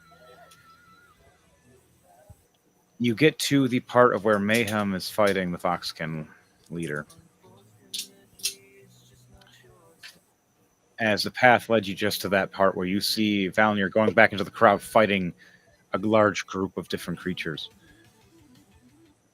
And you see a few friends that you know fighting and helping alongside. And you see Spev turning into a giant gorilla, slamming down several of these enemies. You look over and see Mayhem's only fighting a few now of these extra enemies. And he looks back at all of you and goes, "What the hell are you guys doing here?" And he turns back and slashes his weapon again. "If it's something important, talk to the wife. Gotta fight." As he looks back and just sees three different uh, Furkins of a team face off against him at once, as two more dropped. What do you guys say when you run up to Lunal Wormwood, the queen of the wares? We have a big situation. Um, Chrome got eaten, and we need a specific book that you have to be able to bring her back, and we only have an hour.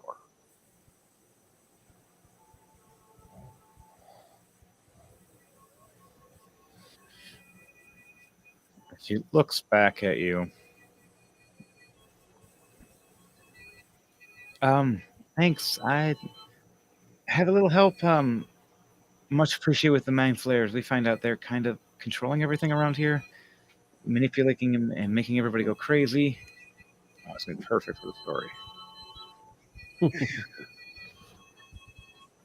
Speaking of the mind flares, um, she looks over. What is it you need?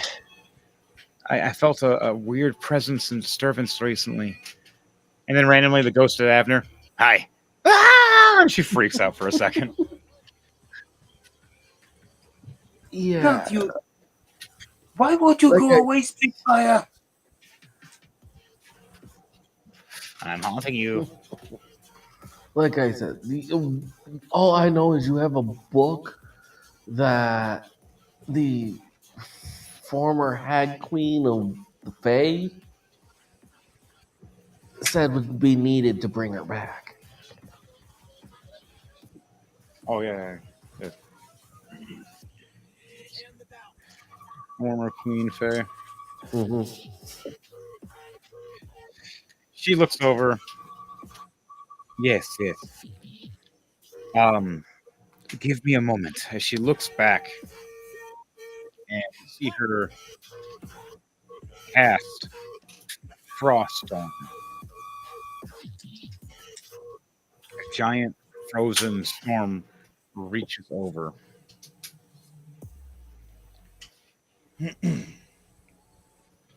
across the whole like throne room area section. So like a cloud storm, you see ice hitting across.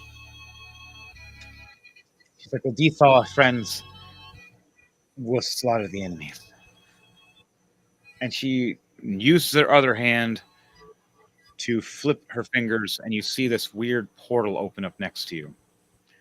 This greenish portal. Do you need a clip?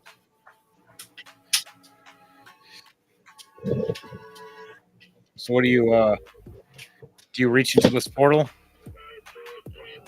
Yes.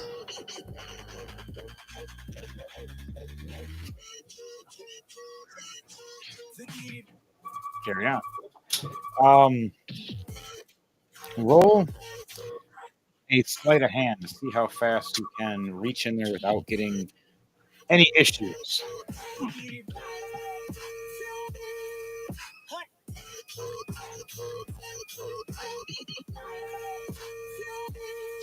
Hey, 5 plus 6, 11.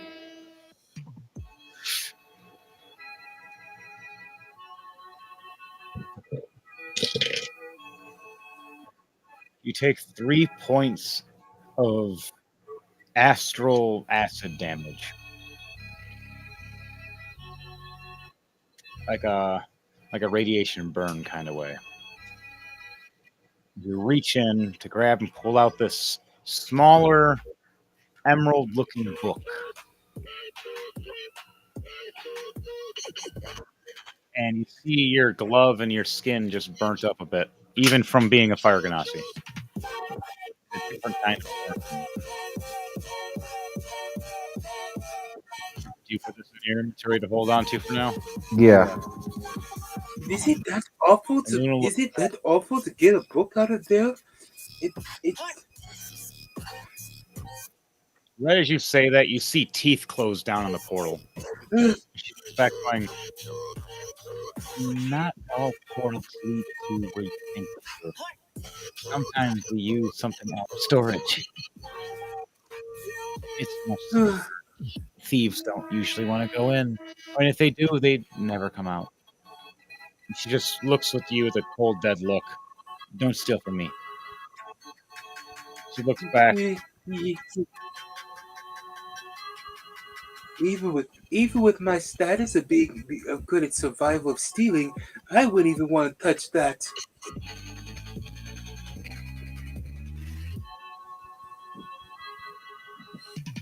She smirks and smiles. Well, after.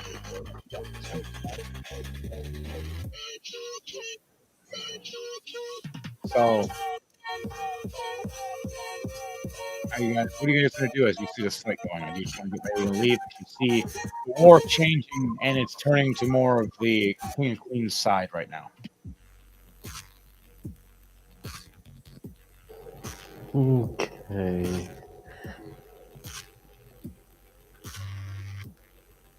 As one thing I'll do before leaving, I am going to say everybody might want to, or I yell to Valnier, Mayhem, and Lil saying, you guys might want to keep clear for a moment.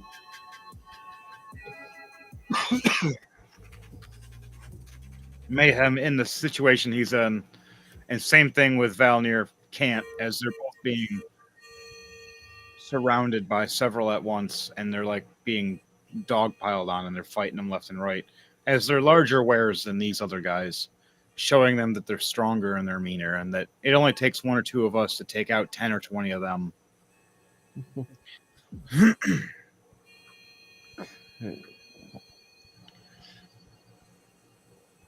They're willing to take the hit. Okay. And to So fire I it? need, I need them to make a deck save. Everybody make a deck save. Hey, 19. That works for me. And it's plus 5. A 12 and a 9. 21. 19 for me, and that works. All right, so we're good. Everybody else fail because they rolled. It is a fireball. At first, everybody got frozen. Then you see our team step back, and the ones that moved when you said get step back did. The rest that were willing to take it during the fights and take out who they could stood it and took it like a champ as you just smashed down with a fireball and just disintegrating. 37 points of fire damage. Oh yeah, a lot of Half these, for everyone. a lot of these guys are in their 20s already by the 20s for points by the combat. So they're already getting close to dead now. The super dead. How dead? Super dead. What do you do after that? As you see Luna look over, roll her eyes at you guys, and open a portal. I was trying not to burn the carpet. As you hear her say,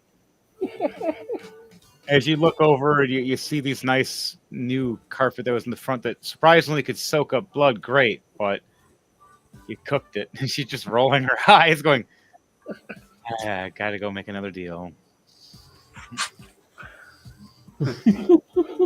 Kid grit his teeth in a yikes facial expression like, He quickly bows to Lou like, forgive us. Got a valley of ice and fire that all hit at once and just blasted a bunch of people away. The portal opens up. You see it look kind of similar to how the Fey grandmother was, but more green. As you see, there's a different glow of Mother Nature and mixed with it instead, like vines instead of blood. You guys, Yep, head through it.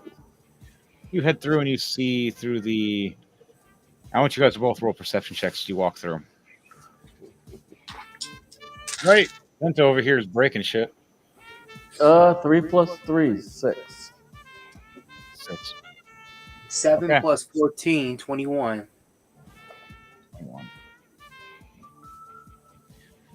All right, the 21. You guys both got over 15.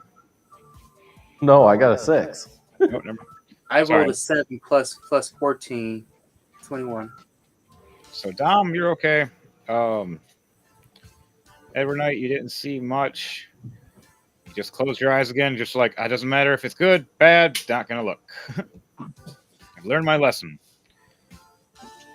Dom, as you look back through with your kit, you see the portal change and erupt through different colors, and then go back to green. You see vines of Mother Nature, but then you see the concept of Mother Nature itself running through and ripping everything and anyone apart that dares fight Mother Nature. You see the vines tack and rip. You see tsunamis and tornadoes and hurricanes. You see swarms of animals attacking whenever wished. You see trees of giant ant people crashing and smashing against castle walls, breaking them like they're nothing. You see Mother Nature as a whole, as a giant monster smashing through a whole continent, showing them that their power is nothing without her. And you even see, with that high roll, a figure further back, looking like a Grin Reaper, collecting souls and taking on the threats, looking like death itself, as they go into a flux back and forth of bringing back life and taking away bad. Life and death over and over again is a cycle. Awesome. Edward, remind me of where this portal takes us again. And why are we experiencing what we're experiencing? Just don't think about it. Just keep moving. As the portal finally reaches to the end and opens right back up to the astral sea. And then you see the astral sea suck down to another portal, a portal that turns and twists right into the Fey world, where your nana, where the nana was of the grandmother, pulls in and it shifts back around to lead to this kind of like in between barrier between the Fae and an open gesture to the astral sea, like a dock,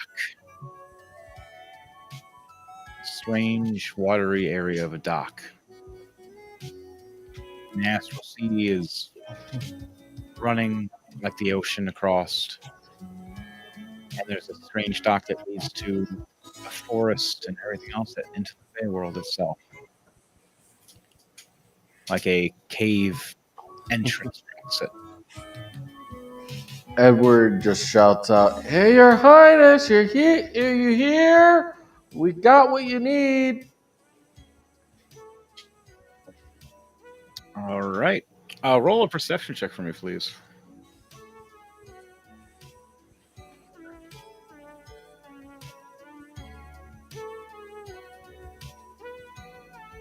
An 8. You, what about you, Kit? What do you roll for a Can perception? I just use my passive though? What's your passive perception? A 13. Yeah, that works. I have a passive perception for 24. You don't really need to roll a perception then. Uh-uh. Kit sees everything all day, anytime. Sees things he doesn't want to see, and when he's the kind of guy that he walks past when people are sitting there and they have to scratch their junk, and he's always the guy who just happens to look. Oh man, every time, just Kit sees it all. He looks over and sees the grandmother of the Fae skittering across the ceiling right above Edward and hangs right above with her several legs holding and grasping on you could say the ceiling. She sways upside down right to Edward. If Edward can't see, doesn't hear her, doesn't even know, and just taps him on the shoulder as he looks around to his left and his right, even turns around at 360, doesn't look up at all, and she's just sitting there giggling. And then finally, Why don't you look up? Oh, I forgot you can do that. No. I like you're the shadowy one. You're fun. Thank you. You have what we need, right? He pulls out the book to hand to her. This is it, right? you reach it out. As you do that, a giant green and black portal opens up behind. Oh, And now what? the void god come out, and then the astral sea itself. And you look to your left, you see the face of the astral sea god, and you blink and see it looks like a shadow, a figure of a man standing on the dock. Same eyes. Think of like Kids Next Door with the dad, the angry dad. Father with father. Yeah, imagine that. It's kind of like the astral sea god in a way. But he's more glowing with a different kind of flame that just changes colors depending on the part of the sea he uses. Oh, that is perfect.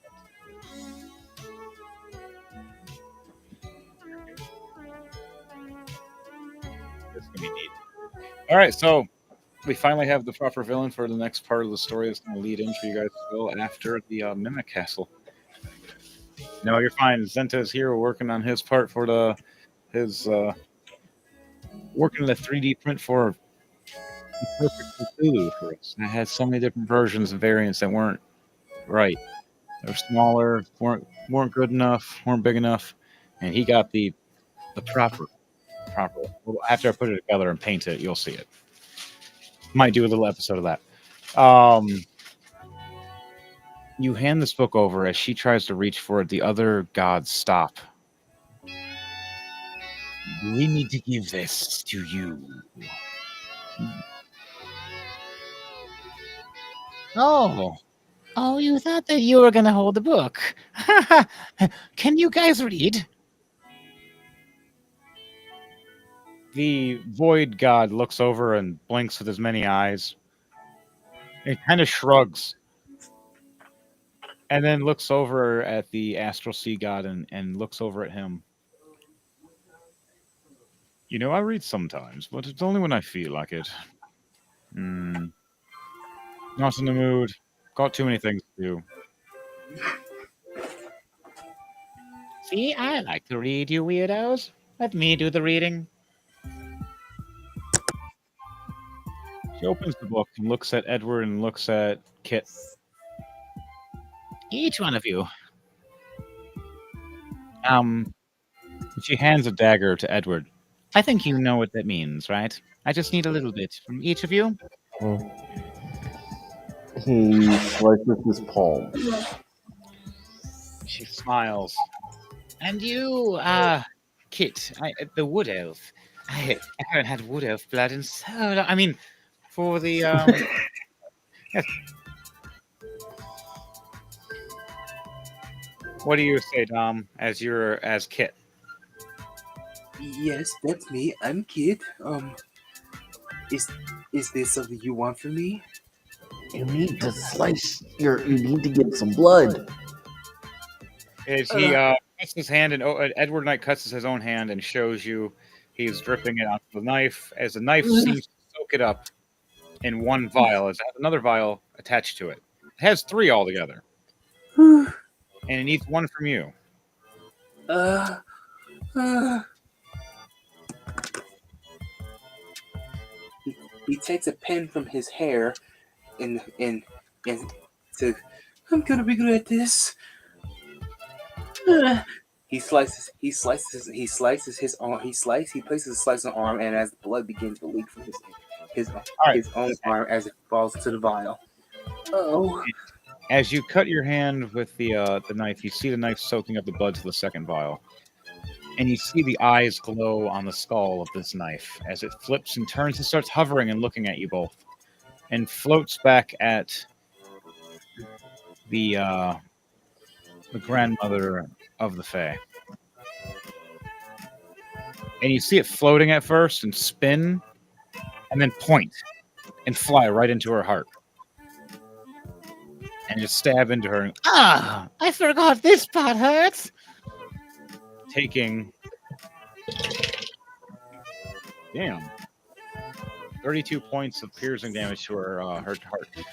Good thing I got like 7 of these things. As it pulls a vial of blood that's purple and pulls out of her chest.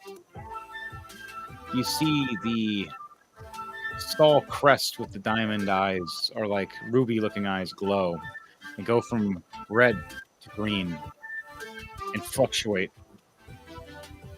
And then you see a blue glow in there from the green, turning it red to blue, then to purple.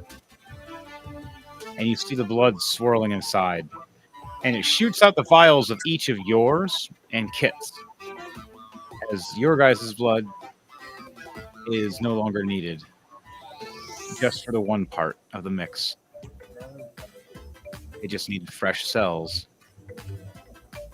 As you see the knife spinning around and the magic striking, the void god opens his mouth, and you see strikes of lightning peering out from a green with a purple outline. The astral sea god himself raises his hands up, points them towards the knife as it glows again, as it looks like energy is just siphoning a bit from his hand, like a distance. The grandmother smirks and smiles as you see the wound heal on her chest. As she speaks words of ancient tomes, you start seeing bones appear out of kind of like pulling out of magic and blood. And you start seeing flesh and muscle and everything else. And then finally you see the skin go over. You see the wings appear and the hair grow. You see her naked body turn like armor is growing around it, and the weapons appearing back in her hands. You see a swirl from each one of your hands of your blood. Each one became from the armor and one from the weapon. As you see, Chrome Tombcrawl get resurrected back, but I have to roll a D100 to see if she is successfully or retarded. Eh, Let's see, because she goes her split personality every time she dies. 60. She keeps who she is. Okay. She looks at you guys as she finally wakes up for a moment. Wait, wasn't I just dead? Welcome back. And closes her eyes and falls down. And yeah, her 2 is for her intelligence, so 10 for her.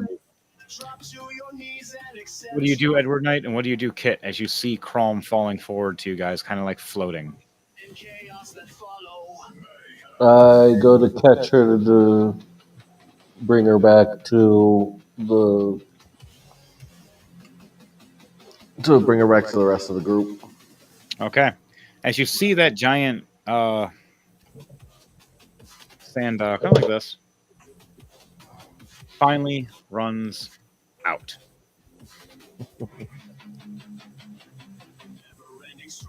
You see the soul lock in, and you see another soul in their place. Scream and pull out. As Crom looks back, going, "No fair. That one was mine. You didn't have to take it, mother." I told you, you die, I get one too. Next time it's two. And Mother? You mean the Fey lady was Crumb's mother? And she doesn't look young. She doesn't look old. You ever figure out how old this woman really is? I'm thousands and thousands. I still think I look spry. and she smiles with a bunch of missing teeth and a few bugs crawling across them. Yo. Well, yes. Uh, can we go now? The portal opens up behind you guys of Lunal and Mayhem. Nay, you just see them just. Luna looks all fresh and clean, but you see Mayhem like covered in scars and blood everywhere. Gee, what happened? What on earth? You're covered in scars and being bruised up. You won't believe what we had to go through, but we heard Crom needed help. Let's head you guys back to your world, as these gods need to sit and talk again for what lays next in their part of the sea. As Mayhem looks over at Kit, towering over Kit. A portal opens up next to you guys. You guys want to do a perception check to see what's in that portal? Using passive perception of 24. Carry on, never mind. You just look through. You see the Doomcrawler's castle of where Crom's kingdom is. I can see Crumb's castle.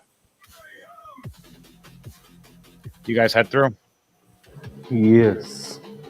All right, you guys head through, and Lunal sees all three of you head through, and she bows and looks back at them and goes, "Now that we have the gods of the sea, the void, and the Fae, and time of nature," as Lunal bows with nature, as Mayhem bows with time, they look back up. "I guess our meeting starts. Your champions are ready and reborn. I have Great my seeing you champion." guys. It's This great is seeing for the two of you. you already through the portal, as you guys don't see this. This is just that part of the story, as Luna's talking to the witch and talking to the void god and to the astral god. And she looks back, saying that she has her champion, and she looks back at Mayhem as he bows, and she smiles. We have another as well. As she opens a portal for a green orc, this might help tide a battle. And a few others as she opens up and sees small little like images of each one of you as champions. There's a great enemy. And then she finally waves her hand one more time for the magic and shows the mimic castle moving. And a mimic dragon god laughing abruptly inside the castle. With the whole village already consumed in less than 24 hours of creation. As time goes different for the Fey world compared to where you guys are, and 3 weeks has already passed in just those few minutes that you guys are bringing Chrome back. No one knows what happened to you guys for those 3 weeks. You finally come through the portal, and everybody's in shock and awe. And the portal closes behind you. King Pando standing there with his weapons ready, his armor on. Guys, we're at war. There are things trying to eat us from everywhere. Where the hell are you guys? Oh, hi, Crom. You're back. Yay. Edward, we need a little help. Kit. What Well, happened? Pando? What happened? he looks Where's at the you. rest of the team? Some kind of enemy. They have tentacle faces. I think they're called mind flayers. I don't trust these guys. They worship a whole different kind of world of gods, and they want to eat us. All of Tentacle us. faces. Yeah. We have to unite to fight against them because they're evil. We can't win. Not alone. As Crom stands up and looks over. Okay. I think we need to make sure. But for now, everybody rest and heal up. Send the army and guards to defend. Look up what you need. Double check anybody. Make sure they're not mind flayers. Get our psychics ready. Call for our plane writers to tell us. Call for our greatest champions. And she looks back. And let's have mercy that whoever faces against these mimics and mind flayers knows that we are not playing around. All right. On that note, as she says that to you guys, what do you guys say right before we end that for tonight?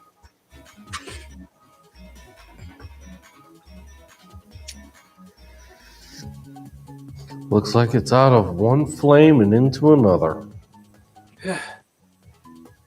I can't believe we doused one flame and one more just have grown another.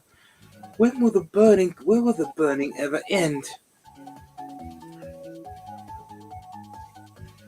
Chrome Tomb Crow looks at you guys. Let's get some rest, my friends. I'm still not even fully healed, even after coming back to life. You guys put me together weird. Which one of you has a vegan diet? Just looks over at you guys. Don't look at me. I'm certainly not a vegan. What is vegan? Okay, maybe virgin. And she walks away. Oh, joking. Sorry. And she Edward heads just yells back at her. You know, it might be your mom's new kick.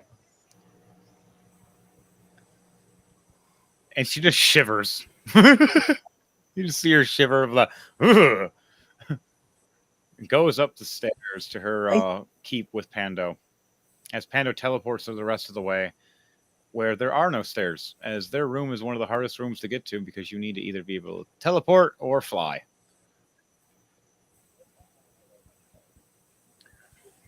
She takes a long rest in her keep with extra guards in place that are magical golems. She contacts everybody and anybody that she can in message. What do you guys do for your rest? Which one of you guys have you have your own special rooms already there, and what do they look like when you enter your rooms? Kit does not rest for a few minutes before resting. He was up You're an for a elf. little You just while. meditate. Having, he's having a serious thinking about something about because of escaping one war and then landing into another. Not to mention Avnar is still on his mind about because the mind of betrayal, the friendship turned betrayal, still didn't grow over him yet. You stay and rest in your room, looking at the fire, having a remembrance of Avnar or Avner, remembering the fight and how you guys had to all work together and you barely survived making it, gasping for air, and watching your friend die, and then watching your other friend get eaten alive, just to be brought back to death from death in the weirdest way. And you're just going, I live in the weirdest kind of world. After Mm, pretty after you much. sit there and think this and such, you see the fire blink at you for a second. I don't know if I'm having such crazy occurrences. Why does every object I see keep staring at me? Maybe I do need some sleep. All right. You lay down to go to sleep, and right when you go to sleep, I need you to do a wisdom save with disadvantage, please, as you're laying down to go to sleep. As you keep thinking about that flaming eyeball in the fire.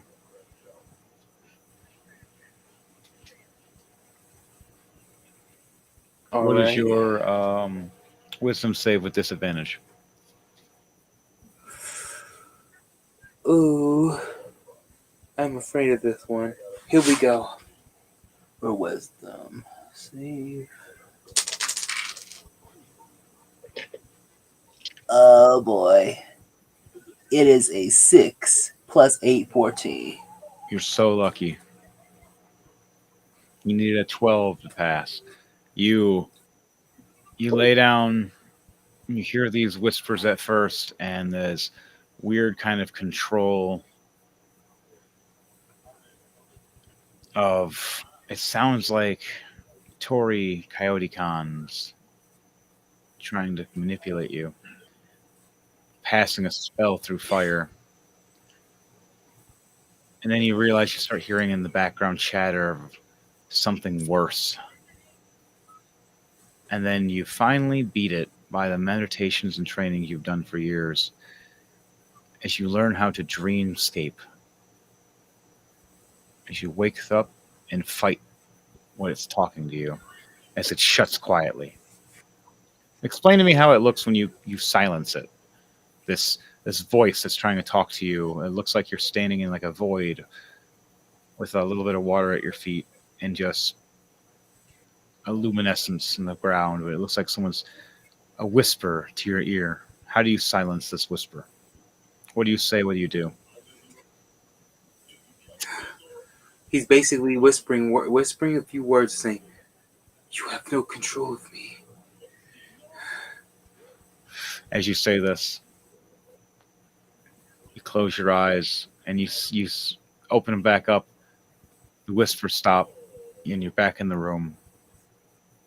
And you look back, and the fire's out.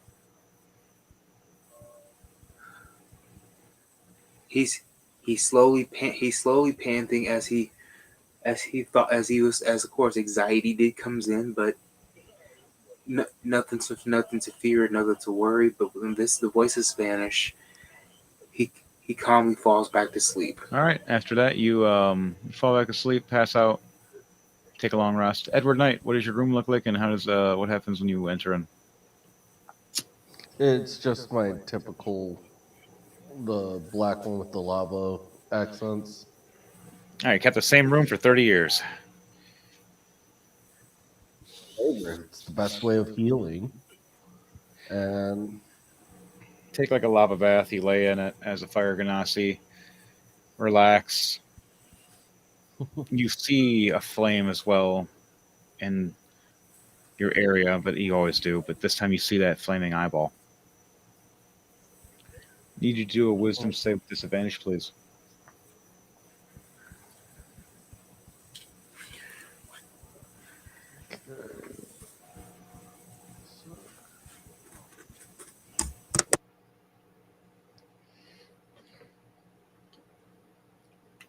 No, this is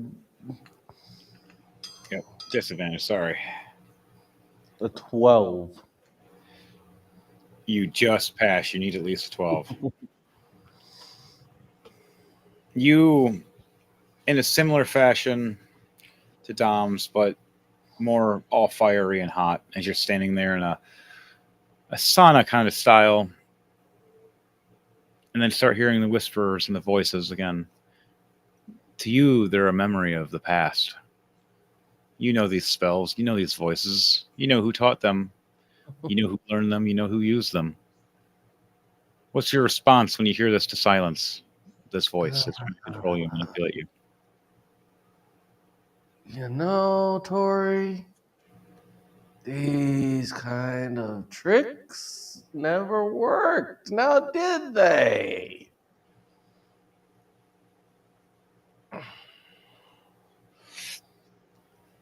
As you hear the whispers at first of him trying to control you, and the last word he says he hates you, and then just goes to silence. And you just smirk as you open your eyes back up, and you're back in your room, relaxing and healing.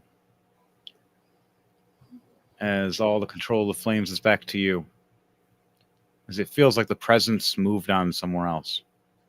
It's going from person to person. Do you rest after that? Yes. You take your long rest. Finally, Chrome and Pando. Crazy, wild, nutty, Chrome and Pando sex. And then finally, Pando gets up and goes and blinks off to train and do his thing. Chrome gets her gear back on after taking her shower and looking around and meditates. As she closes her eyes, she hears the whispers. She opens her eyes and sees a fire pit, and she blinks and smiles. I don't have a fire pit. Wait, I don't have a fire pit. And looks back up, and the fire pit's gone. And she shakes her head and looks over and sees a torch. I don't have a. Wait, my torch is over there. And she looks over at the torch, it's hers. And she looks back, and it's gone again.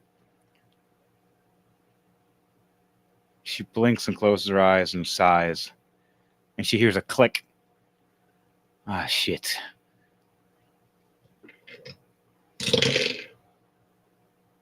Wow. He rolls in that one, and she rolls a 17. Chrome been waiting for this for a while. Closes her eyes. Opens her wings up to surprise Tori as he fires, missing her head as the bullet flies past. She reaches over, grabs him by his dick and balls, and picks him up and slams him down on his head. Her strength check. Okay, a 23 altogether. Yeah, she wins. She's in a full armor mode. She smiles. I have no idea what you're doing, but you're not going to take me. And she looks up and smiles and sees the mirror. And doesn't see herself, doesn't see Tori, but sees Ross as he walks through the mirror. I've been jumping through one place after another just to find you, and you hand right up to where the person is going to pay me. It's the fastest way I've ever had to catch you. Thank you. As Tori looks up, and right as he looks up, Chrome kicks him in the dick.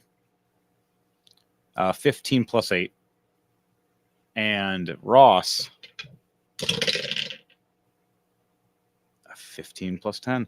with his bunt of his rifle, hits him with a KO hit, knocking him out. As they go to arrest him, though, and lock him up in these anti magic chains, a strange pebble hits the ground. Crom looks up and her eyes get big, like, oh shit. Ross, the hell's that? A portal. Zzz, and you see Tori fly right through. And just Crom blinking. Dink, dink. Again. Really? I fucking. How did he get here? How did he get in? This place is covered and protected in magic. Hey, how the fuck did you get in? Mirror magic. The fuck? Why do you think he doesn't like me?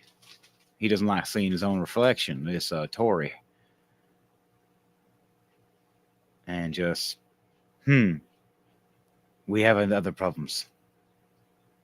As Ross gets handed his payment and heads off to his room for a long rest.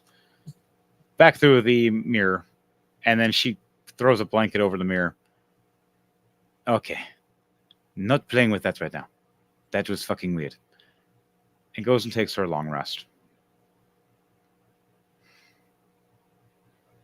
Tori lands into his secret lair and looks around. Oh, there you do. Man, I barely made it. Fuck. He almost got me. So did she. A little bastard. And I'll put a bullet in all of them if I can. First got a shindig all of him. And then the ghost of Abner. Bing! I'm haunting you! Ah! And on that note, this was Rolling to Die, episode 133. Remember, that character can be brought back by True Resurrection when we're ready. And until then, we'll see you guys for Rolling to Die on Sundays. From now on, Sunday, Sunday, Sunday. Might do it a little better next time. At 6 p.m. Eastern Standard Time until about 9 or 10, depending on the story, the people, and how we go. Remember to like, share, subscribe for us for Rolling to Die and DJ Thunderbase for music and visuals, as well as the intro and outros. Also for some of our custom art by Sage the Intelligent himself, by Dominant Visions. And we also have our custom stories by Mayhem the Heartsmace, me, myself, and other people that help inspire and help them out. Also, our Rule Master, Zenta. So, please and thank you. Like, share, and subscribe. Is there anybody would like to say anything before we end this tonight?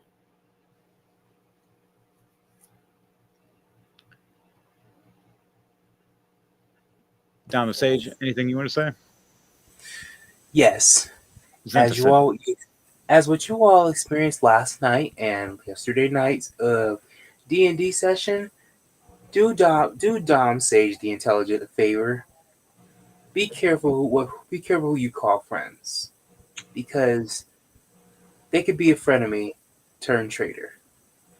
Be aware of your surroundings, and most of you, thank you for tuning in to discover that you know who your loyalties are and who are your treacherous ones are. So, thank you for joining us and for our Friday finale, and we hope to look forward to see you guys again, and look forward for Sunday, our new day on Sunday, to watch for you all see us again. Thank you. Good night. anything for you, DJ Thunderbase?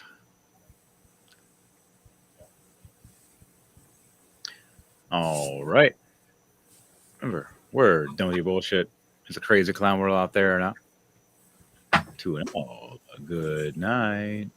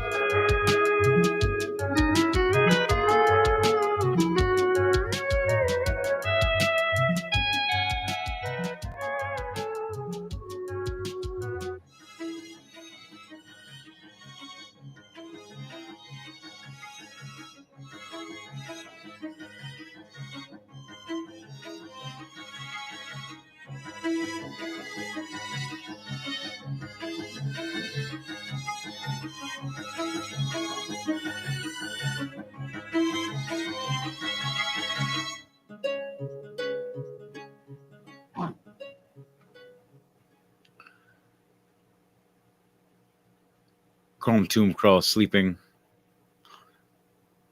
Goes to Avner. It screams! Fireball! What the fuck?